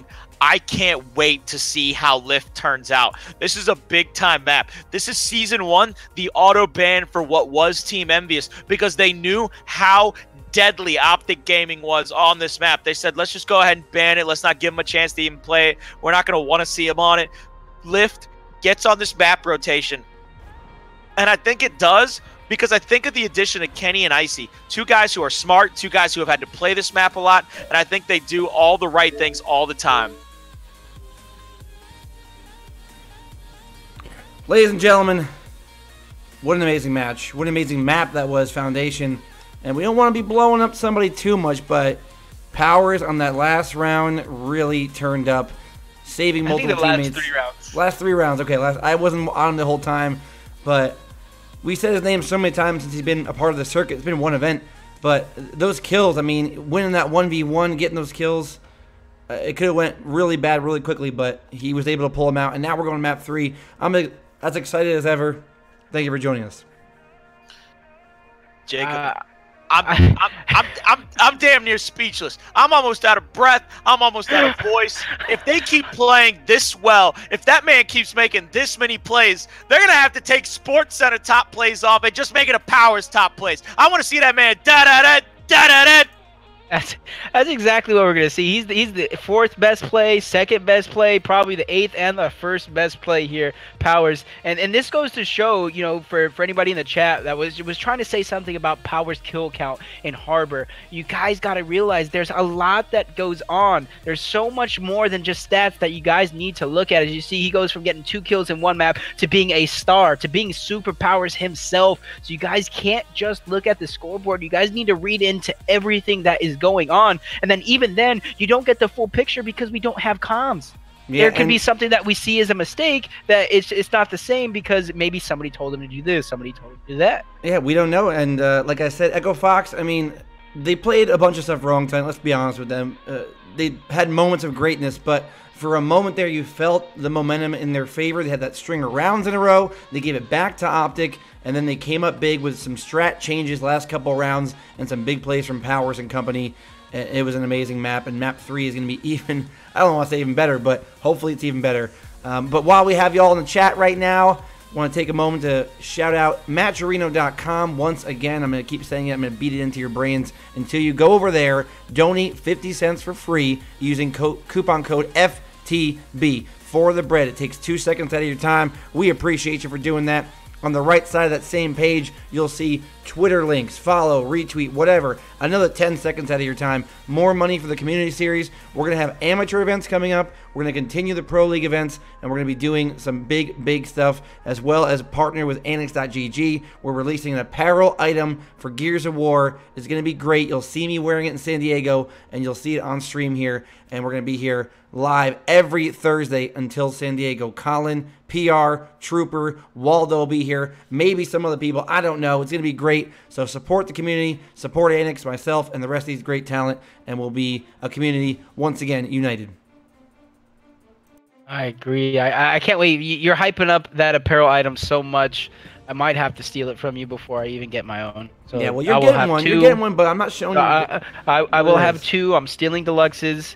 And if anybody else's fit me and it's hot and fire, like he's saying, they're probably getting stolen too. So if you guys are missing a shirt from Annex, if you're missing this apparel item, whether it's a hat, a backpack, if it's socks deluxe, if it's socks, I'm getting one. It might be a onesie. It could be a onesie with a little pocket in the back for your butt to hang out. You said onesie, and my day has been made. Purchasing myself a onesie, and I will be wearing it on main stage as I cast. Hey, hold on real quick, Deluxe. Just because we all know it basically is my shtick nowadays. You think it might even be, you know, an Annex Gears Community Series suit jacket? Little inlining I can get? Little cigar jacket, baby. I Something I can mean, wear. there is a percentage of it being a suit jacket. There is a percentage, and that percentage is 0%. We're not getting suit jackets here. We are the community series, and we don't do professionalism like you do. I'm just kidding. We do professionalism, but we don't wear suits here except for yourself in your room. I do appreciate you dressing up, and I do appreciate Optic. Echo Fox map number 3 is coming up. They're loading into the game. It's going to be Lift. Colin, PR, take it away again, because if I get in this game, let me tell you, I'm screaming, and my apartment complex is going to throw my ass out. Hey, here come those warnings to noise violation. Noise violation. Jacob? You know, what's honestly true, you talk about noise violation. I've been getting loud already through the course of living here, and I feel like if this match goes how the last match went, I'm getting evicted. So Deluxe, I will be over probably after this series to live with you. Hey, look, that's the one nice thing. When you live in a nice house and you ain't got no roommates and you can scream because the only thing around you is woods, it pays off, baby. I can get as loud as I want. When these players show out big time, I can get loud big time. It doesn't matter. I'll get a freaking megaphone in here next week if you bring this same level of action, baby. Yes, Lift. A map we haven't seen today. A map, me personally, I haven't seen played in a little bit, actually. I'll be honest. I haven't seen Lift in a little bit, so I'm excited to see it here. Typically, you see 3 going towards that B Street side of the map. People will play up towards Platt side. On the other side of the map, towards the home hill, you have 2 people possibly going for a double cap unless a weapon is there on that side of the map. And then it's just going to turn to a 3v3 and a 2v2. But here's where it gets tricky.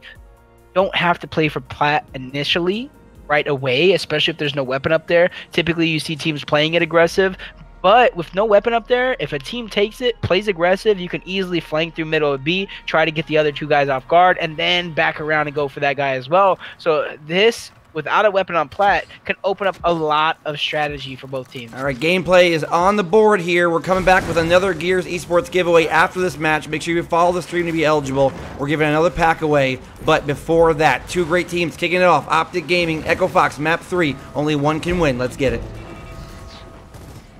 You're going to see this fight at maintenance in Artie. Said Solars, and this is exactly what I said. You don't have to necessarily play for up top. Kenny probably heard a call out. The Solars is pushing, tries to go for a sneaky play. Smart of him to back up for just a moment. And this is where the stalemate's going to come out, especially with smokes being dropped from both teams. I think the first blood is going to be on the other side of the map. Maybe somebody from B Street's going to be the one rotating, maybe take control room. But as I say that, that's going to be franchise. Oh no, he made me eat my words. Oh, hey, sometimes you make a call out, doesn't work out. Sometimes you look like a genius. Sometimes you fall flat on your face. It's all right. But you see here, they're going to be making every play they could possibly be making. And I think what you're seeing is that stalemate. You see that B hill still under contestation. All of these members set up, waiting to make a push, waiting for one person to make a mistake. You see Optic rotating 4 over. Like I said, somebody's going to rotate to the other side of the map. I was just wrong which side of the map was being rotated on. Fran put full red. So is Kenny. Both trying to get their health back. Icy doing what he can to keep Kenny alive, especially Solars in that Platt side. But with 4 members there, somebody gets caught out of position. That's going to be franchise. Praise getting one, getting the down on Kenny. Cross coming out from Summits. He is going to be flanked by Powers. Powers going to be able to get that kill as well. 3v3 and make that 3v1 as Powers, Kenny, and Icy all pick up kills. And if I'm Kyle, I'm going to run straight across. As I switch over, he's going to do just that. Mental is going to get the down. His teammates are going to spawn. So if I'm Mental, I kind of hold this power position. I Lancer anybody on my home hill, and that's going to force Fran to either push up or try and Lancer Mental to keep his head down. Yeah, all the smoke's coming out. Hey, look, Explosive with a big double kill coming out right here quick. And Mental moving down. They see the opening now. All these members dying for Optic. Mental's got to make something happen here toward the end of the round. He's got to get in the hill, make something happen. Able to get that break for just a moment. On the other side of the map, Kenny and Powers holding it down. Praise needs to get the decap. He gets the kill on Kenny, and he gets the decap. Powers with a reaction shot, getting it down. He can't overstay. Don't get greedy, as 2 members of Optic are down. Somebody needs to go and try and push up and get one of these kills now, but a little bit too late as he was revived as Powers went for that one. Double kill for Praise. Lots of back and forth action from both teams. Kyle versus Praise next. Icy already down. Both players are going to fall, so it looked like Echo Fox all the way in the last seconds of the match is going to give Optic one last push, one last opportunity to get this decap, and it does look like it's going to come out almost an 80-second lead for Echo Fox. They need to be able to close this one out. A cap needs to come in, but they don't have to force it, Colin. They can take a little bit of time here. They went off of 1 by a long shot. Yeah, take a deep breath, get your numbers back up, and make sure you win this big team fight right here. If you want to win this in the map number 1, or win this first round, you're going to have to win this next team fight. Kenny fighting for his life in that arcade, getting the double kill. I absolutely love it when he puts that Nasher out and he puts it down somebody's throat and says, no, sir, not today. Round ending in Echo Fox's favor. And this is where, you know, typically when you have 2 teams that are evenly matched like this, especially early on in the first round with no weapons on the map, that first round could happen. It could happen early on in these rounds, or it could happen in the late game rounds with the long respawns where teams just don't want to be the first one to make a move. They're going to use their smokes in the beginning. If nothing happens, then they're forced to stare at each other and try and wait and be patient and catch somebody out of position. It was Optic who did that 4 over towards that B side of the map, tried to make it play. It looked good for so long, but it was Powers getting a double kill on the flank to make that happen. Then Icy and Kenny cleaned up 2 more kills and turned the tides in favor of Echo Fox. Yeah, and I want to ask you this real quick. Can we even call what happened at the beginning of that round an initial, or was that mid-game by the point we had the 4-man rotation and then we had the 3 kills come out quickly for Echo Fox? Is that still considered that was mid-game? I think the initial was a draw. They were staring at each other playing chess, and then you turn into checkers as you know, that all happened. 4 people going over, Powers at the flank. You know, you hop, skip, and the top, 4 pieces are gone off the board. Oh my goodness, just like that. And now we see another big fight coming out here. They placed down a little bit of a power weapon there. You're going to see a lot of action going down, I think. Similar fight going over on B side of the map. I'm going to try and see what's going on with Powers, and the sniper is about to come up in roughly 3 seconds. They're smoking across. They're trying to make a play for it. It's going to be Kyle trying to get inside. He's going to roll in. Powers taking a little bit of damage. Someone's going to do what he can, so both players are put full red. Someone's in a bad spot. Can they get the down? No. This is going to be risky. Kyle has to be very careful here if he's going to go for that sniper. He's going to go ahead and grab it, put full red. Narrowly escaping. That's going to be explosives on the B side of the map. He's trying to make things happen for his team, getting 1, continuing the onslaught. Icy should fall next, and in theory, Kenny should go right after, but Icy getting 1 down, not able to clean up the kill. So this is going to put a lot of pressure on Kyle and Powers to stay alive long enough for your teammates to spawn and get in position. With a sniper in Kyle's hands, you definitely don't want to lose that sniper either. Yeah. And you lost the sniper. Yep, gotta be more careful than that. You cannot go down when you still, even though you had it on your back, that's a weapon you need to rotate back, rotate to safety, use it to help a teammate get easier kills. You can't lose it that far across the map, especially when you're all by your lonesome. See, I thought it was going to slow down just for a little bit, but that's just because the Echo Fox members are dead, not able to get back into this one. Power's going to get the kill, but that's all he's going to get. Optic Gaming tied up here 1-1 in our tiebreaker map, and this continues back and forth, back and forth. We're going to see a round number 13 in no time. Oh my God, I can only pray for it. I pray for round 13s every single day of my life like I pray to wake up. I love For the Bread. I love the pressure. I love the diamonds that come out of that pressure. You either crumble or you harden up, become that precious gem. I want to see him all day long. I want to see him every time we come here to the community series because they are what Gears is about. Pressure-packed situations, high-intensity situations. Look at this placement, though. M-bar, sniper, double sides of the map. How do you play this now, Jacob? The more important fight is going to be that maintenance plat fight because the weapon is up right away. And this is where I'm going to go on board Icy. You know, he's probably played this position, I think, all of Lift. I remember in the beginning of Season 1 on United, he played there. With Optic, he played there. Now with Echo, he's playing that same spot. But as you can see, even with the weapon up there, he's not head downing and tunnel visioning on that weapon. He's playing it smart. He's playing for the long game. You said it earlier. Instead of playing checkers, they're playing chess right now. They're making smarter moves. They know that they can't lose numbers. They can't lose easy kills. And it looks like he moved in to get that M-bar, though, as he saw that member of Optic Gaming move out away from him. See the teamwork coming out. Solars with an up A to take out Powers. Icy able to find and clean that one up. B and M-bar going in the favor of Echo Fox, but this is where I'm going to stay on board Icy here. He needs to put that M-bar to use, especially since Mental has the sniper, and he do think he kind of hit Mental there. He did. Mental is going to go down, cleaned up by Franchise as well. B decap. That's a 1v1 for Icy. He has an opportunity here. He has right hand. He did get the jump. He is going to win that fight as well on Explosive, showing why he left Optic Gaming. Look at the dance of death. They missed a few pot shots there. A little damage here, a little damage there. Finally getting that dance of death, that down, that kill. Icy now rotating over. He's going to have to use his M-bar to try to help get this triple cap. Nice last second shot on Mental, trying to hit that cover to hide.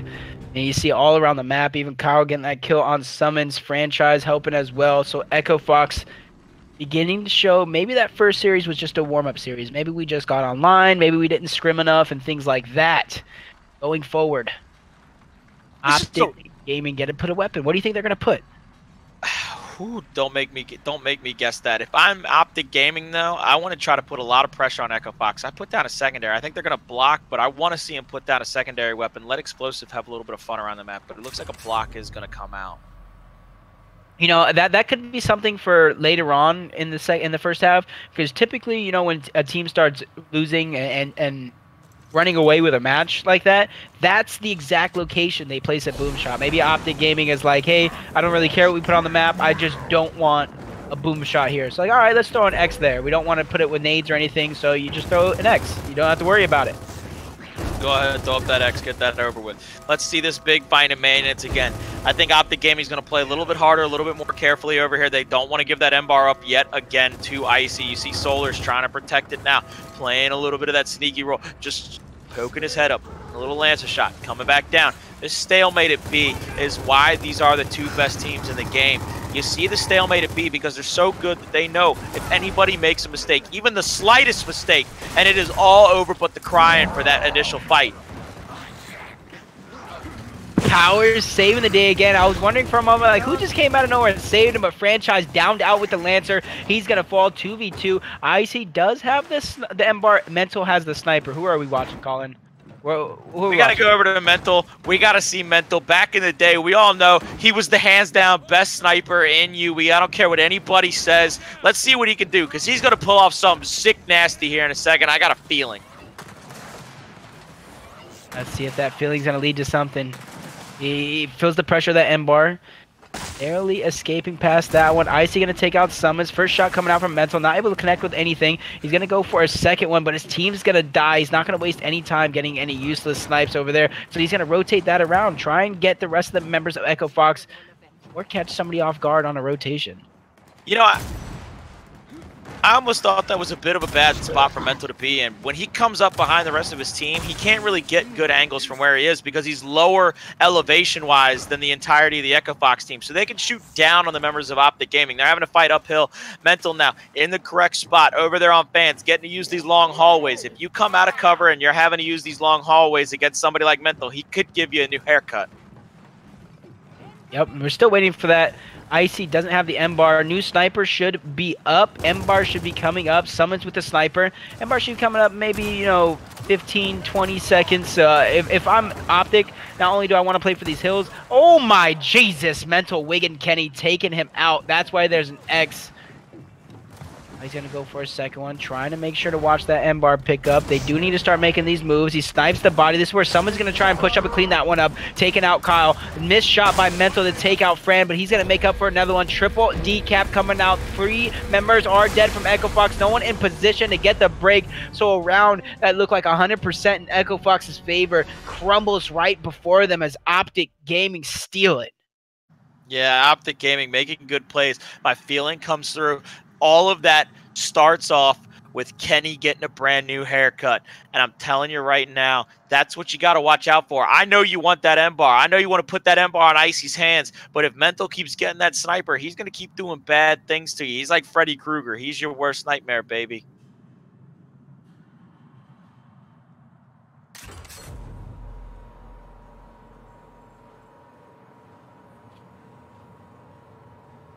Okay, so going into this next round, 20-second respawn timers. Hammerbursts are going to be dropped, but I mean, everybody who knows Lift knows they're not going to be a factor on this initial. Maybe more towards late game if a team finds themselves on that side of the map to pick it up. This is where similar strategies, yeah, again, Lift is one of those maps where since there's no true home hill, as you see, there's multiple people going to cap the home hill on both sides, that opens up for strategies outside. Nobody's stuck on a hill, so the numbers are going to be used more. It's more of a 3v3 versus 2v2, or maybe a 4 rotation over on one side of the map. Kenny almost caught off guard there, but nice help from the rest of his teammates on Echo Fox to back him up. Mental getting that first blood towards the sniper on Kyle. Now it looks like Echo Fox has no choice. If they don't win this M-bar, this is going to be a round that they're going to have to climb from the bottom to the top. Franchise doing what he can, gets one, possibly gets two. Triple cap look like it's going to come out, and a snipe coming out from Mental across the map. Very impressive. I didn't see the angle myself, but it had to have been a good shot. I don't want to repeat myself, Jacob. Stop letting Mental get the sniper. He's more dangerous on this map with sniper from that rock and that fan position than anybody else's. With the weapon selection you have down right here, you've got to assess the threat first. You assess your threat, you get it assessed properly, and after that you can make the right plays. The last 2 rounds, they haven't assessed that threat very well, and it's come back to bite them in the butt. Now they're going to put that boom shot down in the middle of the map, it looked like. Is that what they did? I know. Remember, the X was kind of blocked off. So that puts Marx's actually on the map. And that's going to change from a 2 people capping hill to 1 person's going to grab that Marxa right away. And it's actually going to be Mental from Optic. And it should be Kyle from Echo. Yes, it is going to be Kyle from Echo Fox. But to me, that's just going to slow down play on that side of the map just a little bit. So I'm going to go on board Kenny as he picks up this M-bar. And this is where him and Icy are going to work together to get out with it. There's no reason to stay there after you pick up the M-bar. No reason to risk the death.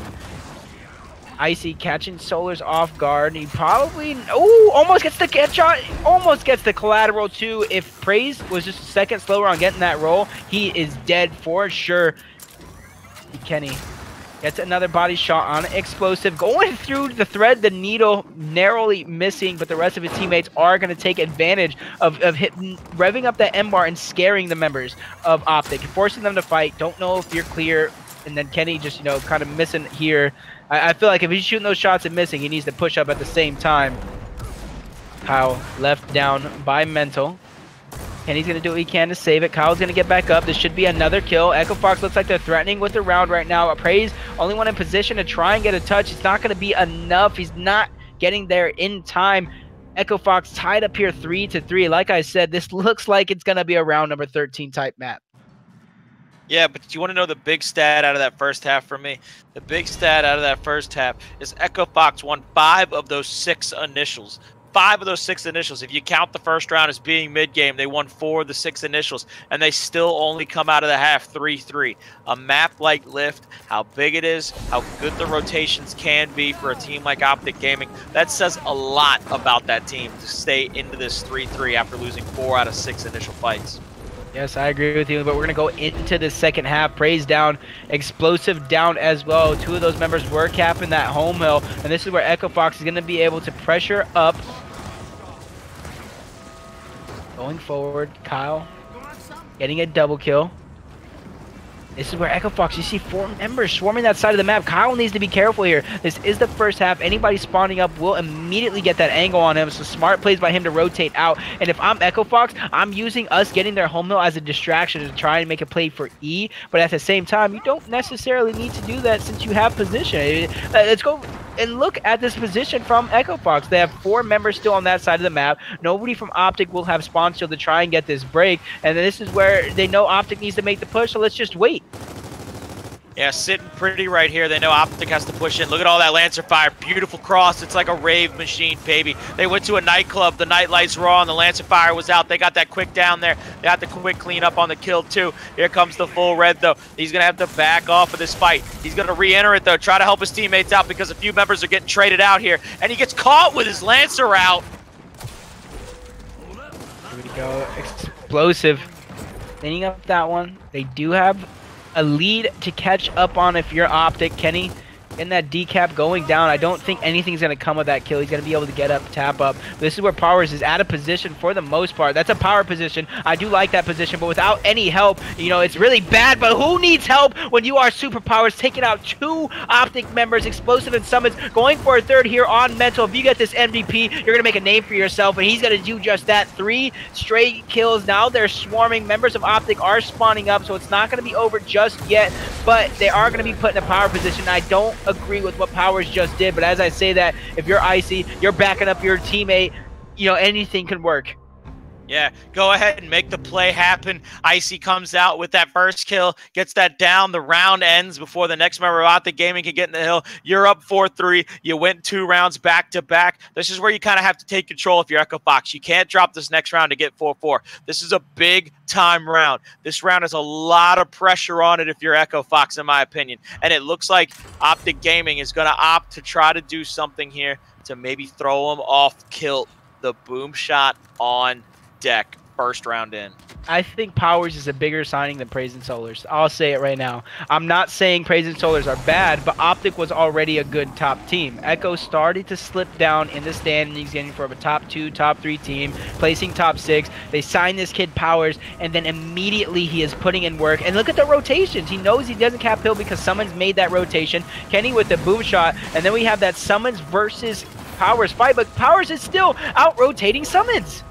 I'm telling you, this is unbelievable. Summons, we all know him to be Season 1 best time hill player. All those YouTube videos, all those 1v1s, all those members of Optic Gaming down right now. Powers is making him look silly, and I absolutely cannot believe what my eyes are seeing. This young man, 16 years old, youngest father on the esports pro circuit. I absolutely love to watch Powers move it and groove it. There it is, triple cap, 40 seconds, Echo Fox, 3 rounds in a row. Hey, you got to question what's going wrong with Summons here. You know, we always like to point out somebody who has the least amount of kills. Stats don't really matter, but we're going to point it out anyway. 4 kills, 5 downs, 131 seconds dead. So to me, you know, like I said, it doesn't tell the full story. It tells a portion. To me, Summons is not necessarily playing a Slayer role. He's kind of capping hills, and he's in those 1v1s against Powers. But if you see Powers at 14 kills, you know Powers is rotating around. He's making things happen. He's making something out of nothing. Not just 14 kills, 8 downs, 52 seconds dead. The man's been dead less than a minute, and we're 8 rounds into this slobber knocker. See, once again, it does look like the boom shot fight is going to come out. Jumping on board, Kenny gets the down, gets the kill, unable to clean up the second one, but that's going to be Fran to try and clean that one up. He's going to get taken down after Powers, all by his lonesome. 3 members of Optic are alive. This is an opportunity for a triple cap. Is it going to be one? Only time will tell. Powers needs to stay alive just a little bit longer. I do believe Optic is going to be able to win this round, so there you have it. They're finally showing some life. 5-4. Echo Fox still lead. Very intense match, very, very back and forth, and you gotta wonder, it was Optic who actually blocked that boom shot placement in the first half. Now that in the second half, Optic was the one to throw the boom shot down, and you got Gilbert's patented Lancer, or Retro, I should say there. Everyone knows Gilbert's probably one of the best Retro Lance players in the game. With that N-bar placement on the low side, it's not going to change anything up too much. Either Powers and Summons are going to 1v1 for it, or no one's going to go for it at all. Colin, who do you feel like? Who are you feeling, Colin? I want to see Explosive. I want to see the IGL. I want to see the man with the Retro Lancer in his hand calling the shots. I want to see how he uses these chess pieces, how he puts them forward. That's called a general, baby. First blood going to Icy. That Retro Lancer being poured down, that's going to help take out Kyle, but Franchise and the numbers game from Echo Fox. But as I say that Summons are Mental in the mid-room, downing 2 members of Echo Fox. Explosive looked like he's going to go for the kill, but Smart to back up. You still have that Retro Lancer. You could put an immense amount of damage from far away with that thing, but the rest of his team is just dying across the map, not giving him a chance to win this 1v1. Both players foot forward. Franchise going down. Explosive can't clean it up. He knows he's going to die if he does, and he needs to stay alive and be a rat. Yeah, this has to be a moment where he's going to have to save his life. I did like what he did there. You saw all the downs come out, but nobody on Optic could win a fight anywhere else on the map. Kenny getting a big kill there in control room, making it look silly, and you see the boom shot getting a kill there on Solars, threatening another triple cap. This could be another round for Echo Fox. They could go up right now. That's, I don't know if you saw, but Icy with a nice double melee with the boom shot, taking out one, quickly reloading it, getting the other.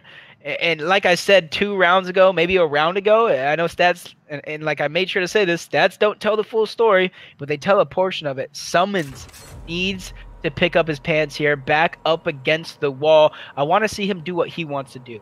I want to see him make a play from that 1v1 spot. Heck, I want to see Optic maybe send 5 to the boom shot. Switch it up. You need to do something different. It's not working out for you. Hey, we always hear all the time about all the strats, all the rotations you had in the first couple of Gears games, 1 and 2. You've got to do something if you're Optic Gaming right here that Echo Fox isn't expecting. You got to catch him off guard. You got to get him off kilter. And if you're Echo Fox, I think you got to close it out right here. Icy putting that Retro Lancer to use cross map, trying to get as many downs as he can. He's going to get the down on Praise. I know he's not going to be able to get that kill. Gilbert rotating around. And this is where Kyle's going to be on the flank. This is where an opportunity to make things happen. Even though Kyle dies, he does get the boom shot. Goes for a direct boom shot. Icy not able to connect with it, but he does get the boom on his back, so no boom shot in play. And with Powers having the end bar, this looks like it could go in favor of Echo Fox, especially since it's long respawns. All they need to do is get a pick and then use numbers to get numbers from there.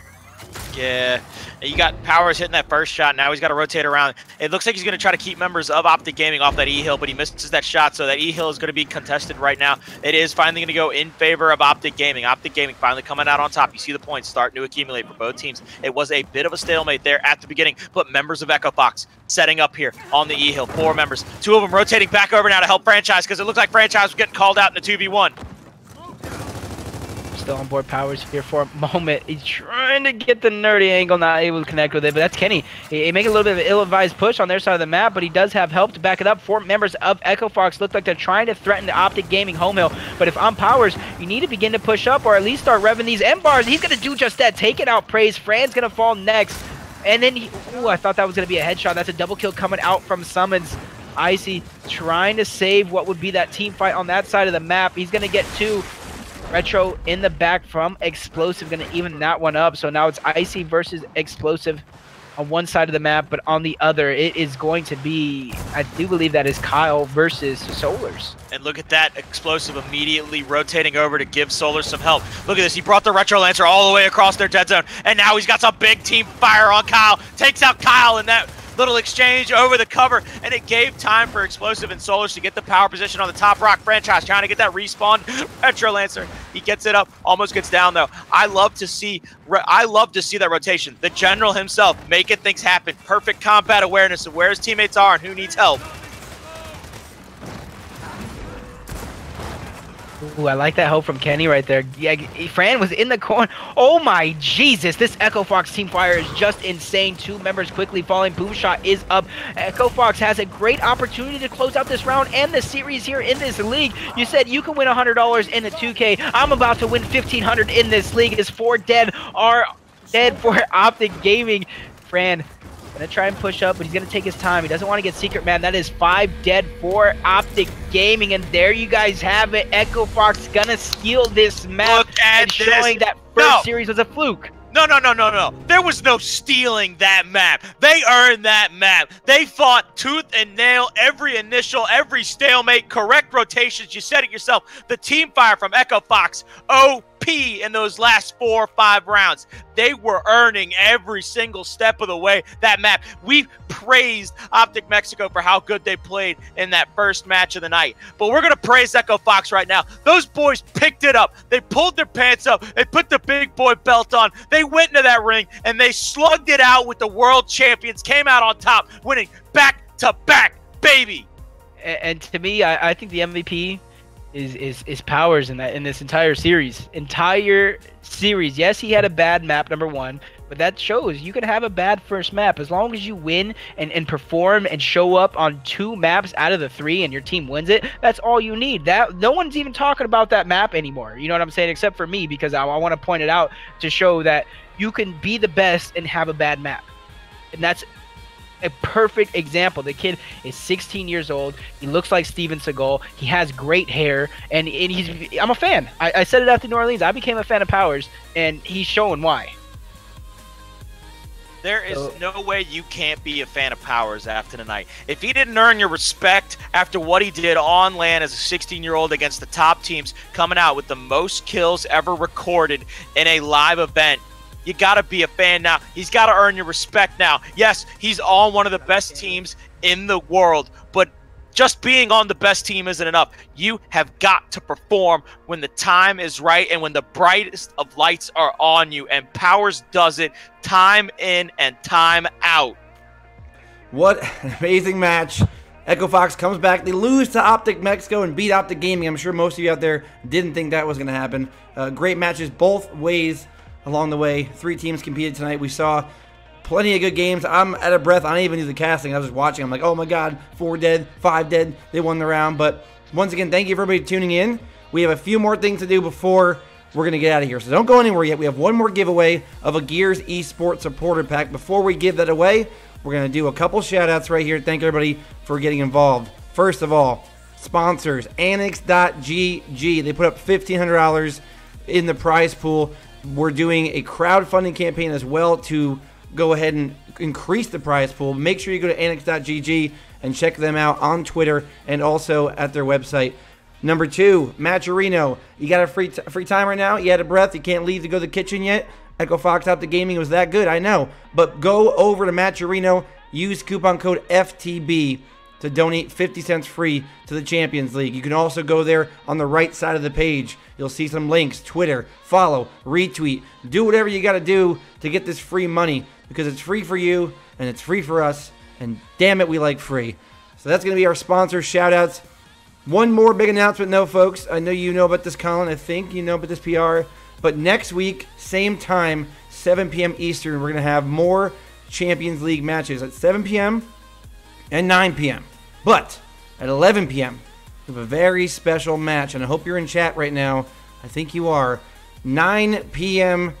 after that match is over, 11 p.m., it's going to be a show match. The Strang Gang versus the Fire Squad. That's right. Guy Blaze on one side, Strangulate on the other. They're both not competing in Gears of War. They're doing their thing, helping the game, the community. But you're going to see who can lead their team to victory starting at 11 p.m. Eastern next week after our Champion League matches. So get ready for that. Get ready for some more great gameplay. And get ready for everybody's favorite time, guys, the giveaway time. Giveaway, that's... Hey, I was holding my breath. I'm almost out of breath. I was waiting for this giveaway. Now I'm all up in it, ready to type. Go ahead. Go ahead. I don't want to throw any salt, but I'm pretty sure Strang Gang is going to have to show out this time. Last year, during Season 1, Strang Gang, Beard Crew, on the Fight Night show match, Strang Gang came up a little bit short, so I'm thinking they're going to look for a little revenge against the Fire Squad. All right, well, tonight's going to have to come out ready. Tonight's MVP, it's not 1-1 anymore. Echo Fox won. Tonight's MVP, it goes to Powers. So, we're going to make the word Powers in the chat. Go ahead and put Powers' name, all capitals please, because you need to scream that man's name tonight after the plays he made, and you'll be in the giveaway here for one Gears Esports supporter pack.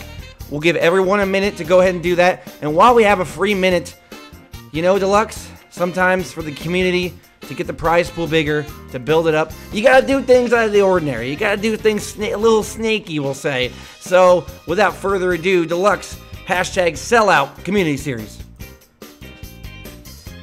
What